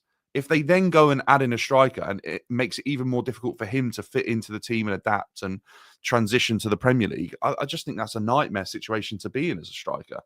I just think the right time was the summer or this time last year. I just don't think now a panic is as easy as it is an easier sell as what it would have been then. And by the way, it's not a panic buy signing Gyökeres because there's obvious talent, but he probably, like Roy was saying, doesn't exactly fit the model Arteta's trying to work with here. Yeah. Go ahead before I do Super Chat. I actually think the fact that we are where we are in the Champions League and we're second in the Premier League, and Arteta's doing that with players like Sterling and using both Trossard and Martinelli at the same time and Partey at right back and an 18-year-old at left back, and then we phased in a 17-year-old on the right wing. The fact that we're still actually in second, most of these rival fans, what the fuck are your clubs doing? What the hell is your manager doing? What the hell are your players doing? Because people love to say what Arsenal should be doing. Well, what about what you should be doing? Well, how are you letting this Arsenal team, with all of these injuries and these players that you don't rate, how are you letting them get far more points than you? I think it. Where's your anger at your own just club? How capable Arteta is as a manager. Exactly. I think because that's what it shows. I think he gets our system is he is that capable good. though, Mo. Don't laugh. Like Arteta does very well. Like Arteta's basically got his hands tied behind his back in some of the scenarios. Up until January, he's had his hands tied behind the back. Between the two transfer windows, he's only been able to work with what he's got. And his Arsenal side has sat in second place, and they've pretty much had every one of their best players at least miss periods of time this season. I don't know about centre backs actually, but I'm sure Saliba was out for a while. Yeah, exactly. So they've had a number of issues this season, and they're still in second. Like Maresca has had Chelsea pretty much injury free up until the festive period. But Fofana was injured. Okay, Sancho missed a month. Fofana was fit up until the festive period. Lavia, your main midfielder let's not do this. Hang on, Mo, let's not do this. Dan? No. Let's not do this. I'm saying facts, Dan. What I'm saying now, Dan, is facts. Up until the festive period, his injuries compared to Poch are way, way different. Way, way different. And he was third and or I'm not second. talking about. No, hang on. Let me finish it because it's important. I need to give context to this argument. You cannot back and rely on players that have obvious injury history to say that you're without or with those players. Because I don't think, you can't back Reece James to be fit and count him as being a player that's constantly available. Same with Lavia, same with Fofana. They are always injured. So in my opinion, they're players that are bonuses when fit and actually not part of what you have every single week because they're never there every single week. They barely enter the training pitch at times. So I hear that. I hear what you're saying. I don't think Maresca has had it as bad as what you're making out in terms of injuries. Poch, obviously his system had it way worse and just obviously had huge amounts of injuries at Tottenham. Newcastle United have got nowhere near as many injuries this season as they did last season. And ultimately, they're still not exactly where they've wanted to be. They didn't start as well.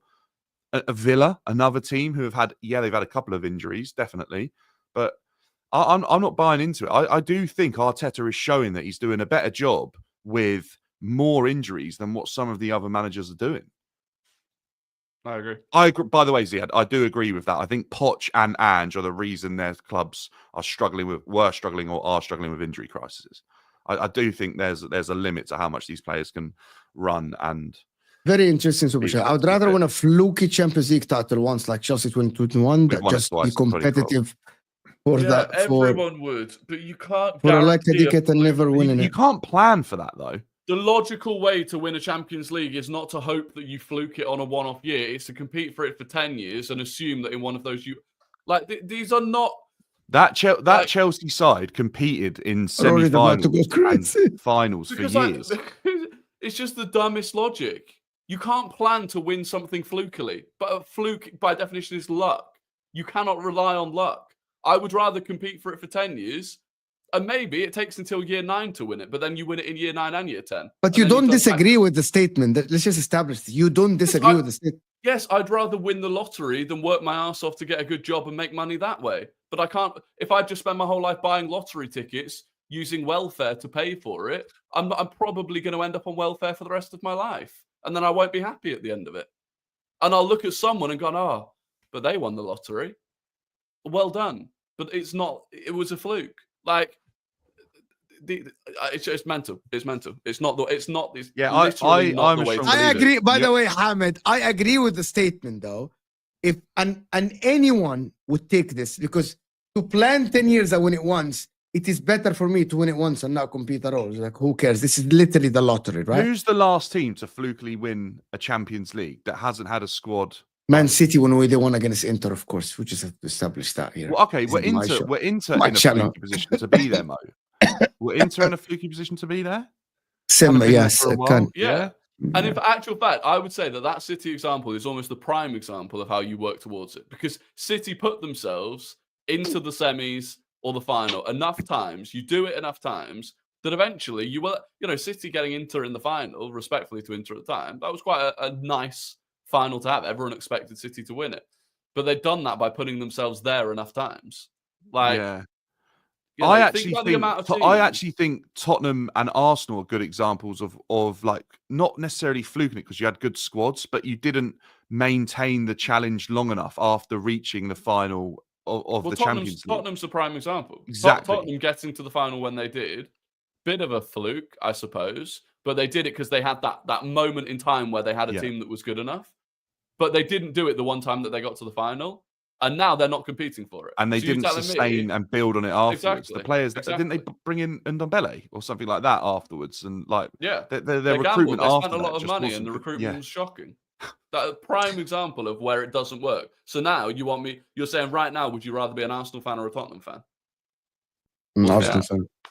Arsenal going about it in the right way, definitely. They are. Yeah. I've seen a team go about it in this way before. They would have just had I hear what you're saying, but it has to have an end. It will. I believe it will have an end. Right. Everyone agrees it has to have an end. But okay, so we all agree. We all agree. Of course. But the end can't be now. Why would the end be now? Because it looks like the problem is. Okay, I don't want to go there, Rory. I don't want to be like. Go on, I don't want to be there. I don't want to be there. Oh my God, it's not wrong, Rory. Wallahi, it is not wrong. It is wrong. And I believe everything I say. I'm not doing this. People think I do this for content and stuff. I say there's a threshold for coaches at clubs and squads, even players, even not even coaches, players, even. I say so that means it's the coach then. Okay, there has to, for me. Okay, you guys apply this to Inter. Let's talk about Inter. You guys want to talk about Inzaghi? Let's apply this to Inzaghi, right? Forget Arsenal. Okay, fuck Arsenal. X years vary to status, but there need to be a target, and this is what we're discussing, Omar. Forget Arsenal. Does any of you know the Inter situation, right? Any of you know the Inter situation? So listen, we're talking about the Arsenal situation and the Chelsea situation, but from an Inter lens, right? Because I'm an Inter fan. So I want you guys to debate me on this, right? And I'm going to tell you exactly my opinion. Does anybody here know the Inter situation? Let me give you a brief in 30 seconds. 30 seconds. Triple winning. We got Rafa Benitez, won the Club World Cup. Banter era, missed out on Champions League 6 years in a row, right? We hired Spalletti. He got us in the Champions League. We fired him. We got Antonio Conte. First season, he spent money. He didn't challenge, but he came second, 6 points behind Juventus, right? Because they gave up the last game. Season after, he won the league. Won the league, right? He said, now I won you the league standards. I won this. Inter went, is like, nope. We don't have the money. Lukaku to Chelsea, Hakimi to PSG. Done. It's over. He walks. But wasn't there an issue with the owners at the same time? Yeah. The owners said, we don't have the money to back you. Yeah. And we have to sell Lukaku to Chelsea to pay our debt. And we have to sell Hakimi. 2 seasons before, prior to that, you'd spent millions. 200 million. Yeah, but then didn't something happen that meant the owners were then restricted or had COVID. to change? Yeah, COVID. Right. Okay. COVID happened. They couldn't pay. They took a loan. Yeah, that's anyway, it. The loan. Backstory quickly, guys, right? Now we go and get the Lazio manager who has been challenging and brought the Lazio back. Lazio were in the mud to challenging and playing Europe and blah, blah, blah, right? We get the Lazio manager. He comes into the club. First year, he bottled the league to AC Milan. First year, he bottled the league to AC Milan. Top of the league all the time, he bottled the league to AC Milan, right? The second year, if I'm not mistaken, and he gets knocked up by Liverpool. Right? We lose at home, round of 16. Next season, he doesn't win the league, Napoli win the league, right? And he's not even close because Napoli were flying as much as City, like flying the Centurion or something like this. But he reaches the Champions League final by playing AC Milan, Porto, Benfica, which is established that, right? He doesn't win the league the second year. Third year, this is the year. He wins the league. Comes this season, we're the best team in Italy. Best team in Italy and by far. Right? Do you guys believe there is a pressure on him to win the league? Yes. Massive pressure. Like every time the players don't perform, fans are like, why are you doing this? You're the best team. We're second in the league with a game in hand, 3 points behind Napoli. We are miles better than Napoli. But we bottled it against Milan in the Super Cup. We bottled 4-2 against Juventus. Do you guys believe that if Inzaghi stays 2 more years not winning the league, there won't be pressure for him to be He sacked? has won it though, Mo, no? Yeah, I'm telling you, he won it last season. Do you believe if he doesn't win it this season, goes next year, maybe we'll get next year. If he doesn't win it, do you believe there's going to be pressure? I think it becomes very different once you've won it. Yeah, there's pressure. He will be sacked. He might be sacked. Yeah, yes. I believe that once you've won it, you then want to keep challenging. You've seen what you had to do. You've got the blueprint on how to win, and you go and refresh it and change it up. And sometimes that actually can be the final chapter. You get to the victory, you get your team over the line, you win the Premier League, or you win the Scudetto, and then that's the end of the chapter. Closed book, the manager moves on, the team go again with someone else. I think both can be possible. I actually think if Arteta was to win the Premier League, it could actually be like the ending of Arteta's chapter at Arsenal. At the same time as it could also be the beginning of a new chapter for him to go on and try and create a dominant period for Arsenal. It could be either or, because Arteta might have got his Arsenal team as far as he could have, and then you start to bring in winners after winners because you've built that winning mentality.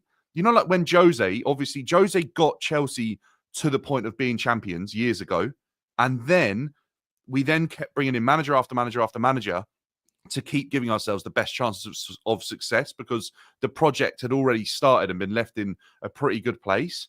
But at the same time, City obviously brought in Pep, and then he created a period of dominance. The same a little bit with Klopp. He got his Liverpool side to a really good position. But you can't argue that Klopp's time, Arne Slot's come in and arguably made his Liverpool side better. So it can be true in both ways.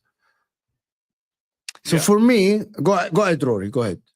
Well, no, I think it's right. I think once you win, because the thing is, once you've won, you've proven that your squad is good enough to win. So if you then can't kick on with that squad, so if Arsenal won the Premier League, the very next thing would be, right, now we've got to win a Champions League. And there would be pressure on, because you're saying, well, we're the best team in England. We've won the Premier League. The squad's good enough. So now the only excuse not to win the Champions League is not being able to outcoach the other top coaches in Europe. For me, so far, there's not been a point in time where I've thought Mikel Arteta is not capable of outcoaching every other manager in Europe to win us things. One of the proofs of that is the fact that we've not lost to any of the big six in the Premier League in however long it is now, over 2 years or nearly 2 years. So I think he's a good enough coach. For me, last season, we would all sit here and say, well, if Arsenal had Haaland and City didn't, Arsenal would have won the league, right? Yep. So is it Arteta's fault that the club at that point hadn't gone and got the strike that he needed? No, I don't think so. So you're putting it on the owners then? Last season, yeah, because but if I'm you swing also it back realistic. to Inter, you had an unbelievable squad compared to the rest of the league. Yes. Exactly. Arsenal don't. That's why Arteta is doing a good job at this moment in time. This season was the first season that we went into it thinking. So it's a fact is that know the capabilities of your team. This is it. This is the limit for it. If he wins, it's an amazing achievement. If he doesn't win, he's done the job that he's supposed to do with this quality of the players. Here's where me and you disagree. You know, me and you disagree on the squad. That's fine. Me and you disagree on one thing, that I believe the quality of the Arsenal team. The quality of the fit Arsenal team, yeah. Do you believe in the quality of Raheem Sterling at right wing? It's fucking shit, no. Right. Would you have believed? In fact, I can tell you didn't believe in it. The start of this season, when I said Ethan Nwaneri would be good enough, even into the season, I doubt it. I doubt it because he's a youngster. Yeah, 100, and I still think that it. Nobody puts a freaking 18 years old in the position to this is you to win the league. Nobody does that. But we've had to do that in two positions, at left back and at right wing, because of circumstances that aren't Arteta's fault. But here's the problem. The problem is these are the signings that the club has made, and I believe the club has made their own bed with Arteta and all of them. Do you believe Arteta? Yes. Exactly the point. Like if Arteta chose Havertz and chose Trossard and chose Moreno and chose Rice and chose Odegaard and chose Calafiori, Palace, you made your bed. This is your team. It's not Rory who chose these players for you and tell you, here are these players, Arteta win the league. And he's like, but you gave me that players. It is you choosing the players. So it falls at the end on you as a whole, what is it called? Entity. Arsenal as an entity. Now it's on you as a whole. You, Arteta, the players, everyone, not the fans though, not you. You don't do anything. Right. But even if he had planned it, so he's planned. He thinks, okay, at some point later in the season, maybe Saka does get injured. By that point, that's something you can plan for. Okay, Chelsea planned for Mudryk absence. That's something that they planned for, right? They did. That's what they got Sterling. Right Sancho. Or wrong? Sancho. No. Why we got Sterling? That's what 100%. Because you failed to get Nico Williams, because Nico Williams didn't want to move. It's not your fault. Yeah. And you said, well, we're not going to get somebody else. We're just going to try to revive Raheem Sterling's career. That is on them, not on you, by the way. That is on them. No, I agree. Is that correct? Am I wrong here? Yes. Am I wrong to say that? To an extent. But even if that had gone wrong, Arteta may still have looked at it and gone, well, Jesus can play off the right, and then I'm going to develop Nwaneri this season so that he can play off the right. And then you reach a point where you've got none of the three of them. And I can go. Okay, go ahead. So for me, if we were where we are now in the league, and that had been, even if it was only with the Odegaard injury, right? I would say that is underwhelming and that's concerning. But when I throw all of it in together, which I just don't think anyone could rationally plan for, to lose the amount of players that we have, I can't bring myself to sit here and say Arteta should be doing better and we should be leading the title race. Okay. Because none of you would if without Saka, without Waneri to then cover for Saka. But like, I just don't think it's rational to suggest that the team that we've been putting out should be winning week in, week out and be at the top of the league. And this is the first year where we really thought that we should be doing that. So that's why for me, it's I hear you. And I understand. The problem with you, Rory, is that it's not the problem. It's a good thing with you. You're very rational. You're very analytical. No, you're very analytical in how you analyze things. The problem for Mo is that at the end, when I look at this, I'm like, I don't treat Arteta individually and Arsenal individually. I treat Slot individually and FSG individually because he's still new. But I believe that Arteta has so much power that the Sterling loan, it could have been, I'm just throwing a name, it could have been a Hudson-Odoi or an Elanga or a Sancho. It could have been anyone other than Sterling. But it's a choice to go for the easy one, the one that Chelsea wanted to get rid of, that Chelsea was so desperate that they are paying 2/3 of his wages. So I think this is your choice. Gabriel Jesus, since he joined Arsenal, since the World Cup of 2022, Gabriel Jesus has consistently been injured. It's a choice that you stayed with him.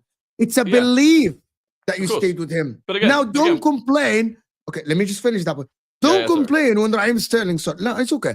But don't complain when Raheem Sterling can't revive his career at Arsenal. Don't complain with... Sterling did score like 8 goals, 4 assists last season. Dan literally put that argument out where he said, don't complain when he's injured and Fofana's injured. Don't complain. You're literally relying on them. And that is the whole point. Don't complain if Raheem Sterling doesn't revive his career. Don't complain if Jesus is injured. Don't complain about that. Yet, maybe Saka, Odegaard, yes, right? But that's why you plan for the injuries of some of your best players.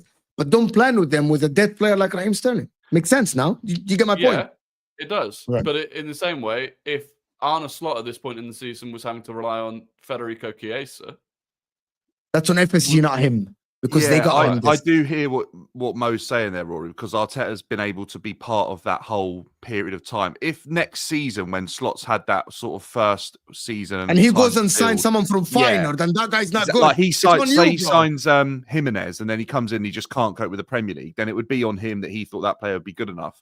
I just think that's probably Sterling is the only one there where I think you could say Arteta knew that player, knew the professional, knew that he wasn't himself, knew he wasn't looking as good as, but I mean, still Havertz?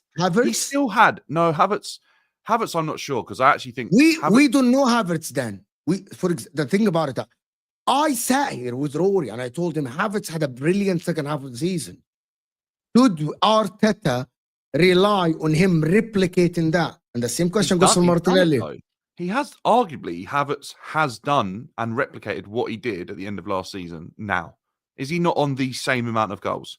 Yeah, in all competitions. Arguably, yeah, okay, but arguably numbers aren't even bad. Havertz has done it. The issue we're seeing with Havertz is that in the moment where you've got a trained number 9, a striker from day one, that player may be more clinical than Havertz because Havertz hasn't necessarily been playing in that role his whole life. Yes, that's an issue. Yes, I think you can question Arsenal's recruitment as to why they haven't found a solution, because maybe if the player isn't a perfect fit, it becomes the method where you recruit a player that isn't quite the perfect fit, but you work with him to make him that, and you improve him and teach him how to play without space. Someone like Gyökeres, who obviously has capable goal-scoring ability, you teach him how to play without space. You kind of remove the rawness. Maybe they sort of think it's too much to spend on a player to go around that, and they'd rather mould Sesko.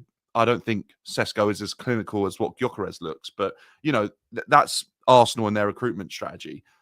I do feel, though, that Arteta, on the whole, has pretty much put together a good squad. There are a number of signings that haven't worked, but that happens at pretty much every Premier League team. It's not every single signing's a hit. He's built a pretty good squad, and he's just really, this season, has got unlucky. Oh, okay. Yeah. I hear they that. Probably, as a whole, I don't know if they regret it, but they probably think, we probably should have bought in one extra attacker of more proven 100% they regret. 100% he sits there and regrets it. But that's not, for me, as a fan, I'm like, regression. By the way, I don't think Arsenal are complacent. I can see that super chat coming in. I don't think Arsenal are complacent right now. I think they're trying to be proactive in the perfect way. And I don't think that can be reimagined as complacency. It's not Let me. consistency. If you believed we would win the Prem at the start of the season, I did. But then I told you we would miss Saka, Odegaard, Saliba, White for significant periods, as well as loads of others.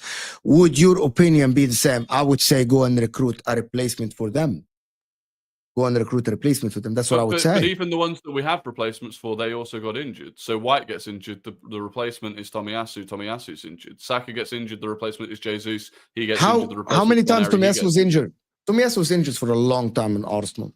But Arsenal are reliant on Tomiyasu to be starting every single game as their best option. Yeah. Whereas the difference with like what I threw up earlier is that Chelsea's 3 players that are constantly injured, they are absolutely reliant on to form their best 11. What? The answer to you is like no. Okay, to Mark, because you asked me a question, the answer would be no. I would say, if you tell me Saka would be injured, I say you would not win the Premier League. Saka by himself, you would not win the Premier League. But that's why I would say go and sign a replacement for Saka, someone to relieve the pressure of Saka. That is on the board, that's on the owners, that is on Arteta, that is on the recruitment team. But that is what I'm asking. But they have replacements, Mo. They have a number of replacements in wide areas. They've got Trossard, Martinelli, Jesus, Sterling, Wanyeri. That's 6. Even Odegaard at a push could play there if it got that desperate, right? Because I think he did when he was younger. So they have a replacement then, but they can't win then? So you're answering the question by saying... 2 of them immediately got injured. Wanyeri got injured. Who else? Sorry, help me out here. But like everyone that was coming in to replace got injured. Yeah, literally. So the conclusion is Arsenal were unlucky this season. Sterling got injured. People forget the first half of this month, Sterling got injured as well. So the conclusion is Arsenal has had injuries, and where I don't think Arsenal have done well enough, and I think we've said this a number of times now, is probably they haven't got enough cover in terms of quality in the forward area in terms of scoring goals. I think someone else is required to back up someone that's maybe a struggling Havertz or an unclinical Havertz, an injured Saka, and Martinelli who's not flying with goals, although having a better season statistically than he was last season at this point. You know, they just might have needed one more. And I think last season, actually, Trossard probably became that player to help out with that sort of work, that load. But this season, I think they could have probably added Do you guys one believe more. that? Do you guys believe that one striker could have solved Arsenal problem if they got a Eucharist in the summer? This season. Okay. Let's watch this season now. Not this season. Not this season. That's what I disagree. I believe if they had Eucharist, they would have won some of the games that they didn't win. But then Saka would have still got injured. Odegaard would have still got I believe with the injuries then. I believe with the injuries. Last season, I think you have this same discussion. Situation then. I'm telling you. Last season, you have this discussion in January and you say, go and sign Isak because they probably could have got him then at a cheaper rate, potentially, and he still would have been the perfect fit in January, right? If they bought him then, and there wasn't all these issues, and they were with that momentum to go on, I think they probably would have been okay. Although arguably you can make the case that Arsenal probably lost and dropped too many points very early on last season. That probably hindered them towards the end because they did so well from the festive period to the end of the season. Their points that they lost were very early on. Yeah.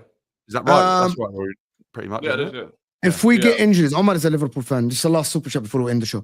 If we get injuries, that's not unlucky. That's our fault.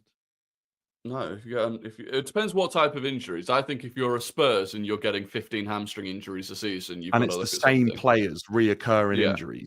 Yeah, I think with Arsenal, you know, you're looking at Jesus doing an ACL. That's just ridiculously unlucky. Also a pretty strong bet at the beginning of the season that Jesus would miss a period of time injured off of the back of the last 2 seasons. You just hoped it wouldn't be the exact period that he was called upon. Which is the frustration. But this I've got to call him out. This Dan Carlito is what does he say?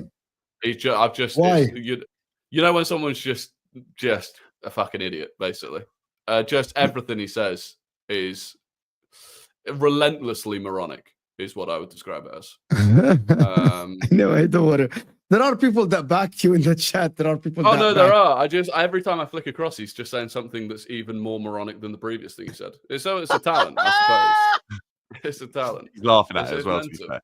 In all seriousness, though, with injuries, I do believe there's an element of luck if they're rare, not often occurring injuries to a player that has a pretty good injury record. If you become a football club that are reliant on players that are consistently showing a bad injury record or history and consistent reoccurring injuries or different injuries related to that injury, something like that, and you're relying on those players and you consider them to be an option for the season going forwards, that's when I think you're making a mistake. Yeah, I think that's why. That's part of why I think. That's my point about Arsenal. The backups are Jesus, Sterling. Yeah.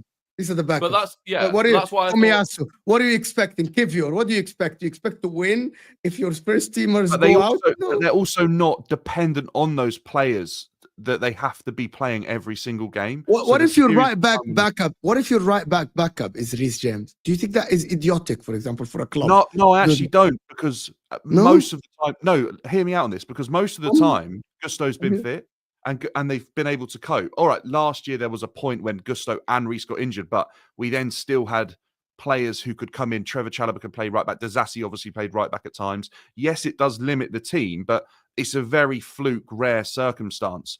If you're reliant on Reece James to be your starting right back and then you don't have good enough cover, then you're playing with fire. And that's arguably what I a little bit disagree with you, a little bit. I believe if Reece James, with the history of the injuries he had, I wouldn't have him as backup.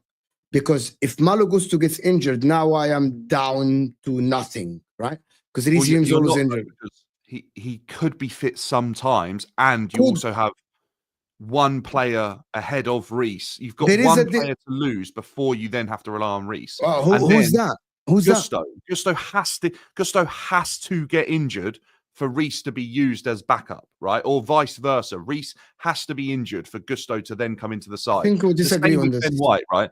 Ben White has to be injured for Tomiyasu to come in at right back, for Timber to play a whole season off of the back of recovery. He has to get injured.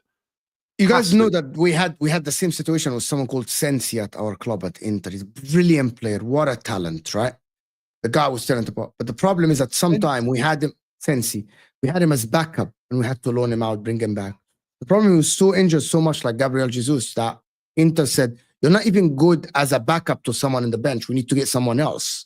Because if one of our players needs a rotation, needs to be rested, you're always injured. That is Tomiyasu for me. Tomiyasu has not been fit for years. He gets fit like 2-3 games and then he goes out. That's my opinion in the injuries. That's fair. But the ones that I don't think the club were anticipating were Saka, Jesus, who's been consistently fit. Yes. Erdegaard, who's been consistently fit. For them to both get Ben White, who's been consistently fit. These are players who barely miss a game for us that have all suddenly missed significant periods. It makes it very difficult to also buy backups for players that are clearly never not going to be starting 11 players and who have a great injury record. How do you go out and get someone and say you're going to be Saka's backup? You don't say it, Rory. You don't say it. So you go and get a versatile winger that can play across the front three and stuff like that. But that's difficult to do. The reason we couldn't get Sesko done in the summer was because we couldn't promise him, the game time that he wanted at that age to develop. So look, it's difficult. I'm not sat here saying we've been perfect. I'm sat here saying it doesn't happen. I really hope that Arsenal shut us all up and they just sign a striker this window. They won't. Like this window. I really hope that Arsenal sign an attacker this window. Unless it's a loan deal. I don't know. Well, I don't know, Dan. I don't know. I really want Arsenal desperately to sign. Who the team that are most likely to sign a striker is probably like West Ham, just to give you a bit of excitement for the transfer window. I honestly don't see Chelsea doing it. I don't see Arsenal doing it. I probably don't see Man United doing it. Any other team in the Prem probably has a striker. Well, I want Arsenal to put in a bid for someone just to show ambition, and then we can go from there. That is something that I hate, is when clubs put in a bid that they know is going to get rejected so that they can just turn around and go, well, we tried. We had the ambition. West Ham bidding 30 million below what Villa want for John Duran so that they can turn around and go, well, we tried to get John Duran, but he was just too expensive. Yeah, but there's then also at the same time, West Ham sort of thing. They should. I believe Arsenal will do business in this window. They could spend 60 million elsewhere. I genuinely think, right, if West Ham tempted Chelsea with 60 million for Jackson, Chelsea would think about that. Hold on. No. You could. I know. I 100% you would go. Yeah. I think Chelsea, I don't know whether Jackson would be happy with that move, by the way. So obviously it might not work out. But I also think Chelsea could probably be tempted to sell them Nkunku for 60 million. Yeah, I don't. You know, I'm not saying that's West Ham's answer, but West Ham, man. By the way, I genuinely believe it's the last thing. I genuinely believe Arsenal will do some sort of business in the last days, and it might be a loan, it might be someone. Is that real about Duran going to Saudi? He's interested. Yeah. It's yesterday. Arteta didn't rule. Arteta didn't. He specifically didn't rule out cancelling one of Neto or Sterling's loans today. He was directly asked. Really? He was asked, "Would you do it?" No, he's asked, "Is it something that you could do?" And he said it. And he said it's not something that we're looking at doing. And then he was asked again, "Is it something that you could do?" He said it's not something that we're looking at doing. So he didn't sit there and specifically say like we're not going to do that or we cannot do that. So I don't think you can for Sterling. You can't cancel the loan. You'll have to pay. Sterling we can't. Neto we can because that was the most.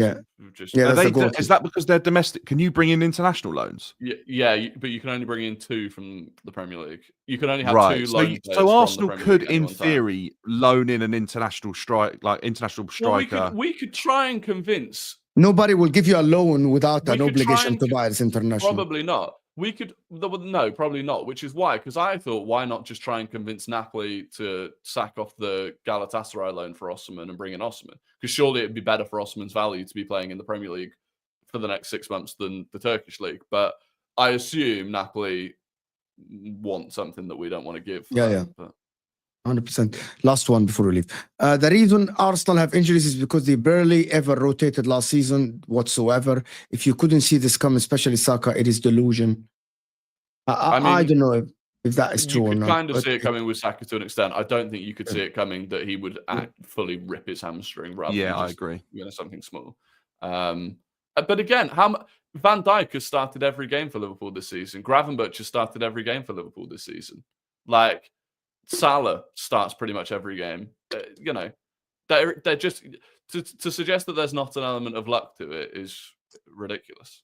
I think with Saka, it's been every season for quite some time at a very young age, and we've seen the damage that's done to a number of young English talented footballers. Like Wayne Rooney obviously suffered with injuries at times. Jack Wilshere.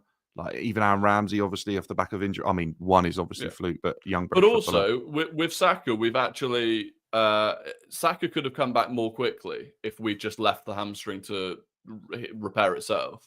We've specifically gone and got him the surgery that will protect his hamstring long term, even though we knew it would mean that he was probably out for an additional month this season. So, we've gone out of our way effectively to preserve his career ahead of trying to rush him back as quickly as possible this season, which I think is the sensible thing to do. But again, it's damaged this season. I'm just going to put this out there. I believe there's a Spanish striker out there in La Liga that we don't know about that plays mid-table, and Arteta's convinced he's the guy, and Arsenal are going to bring him in the deadline day. Gerard Moreno, Villarreal. A player. Anyway, Rory, you going live? You have video? You have video? Might have a video. To be honest, my voice has been going most of the week, so yeah, all right. Dan, you go live? Not today, no. Might put a video out. We got a big game at the weekend, so we'll get some stuff out for it. So, guys, both channels are in the description. Go and support the guys.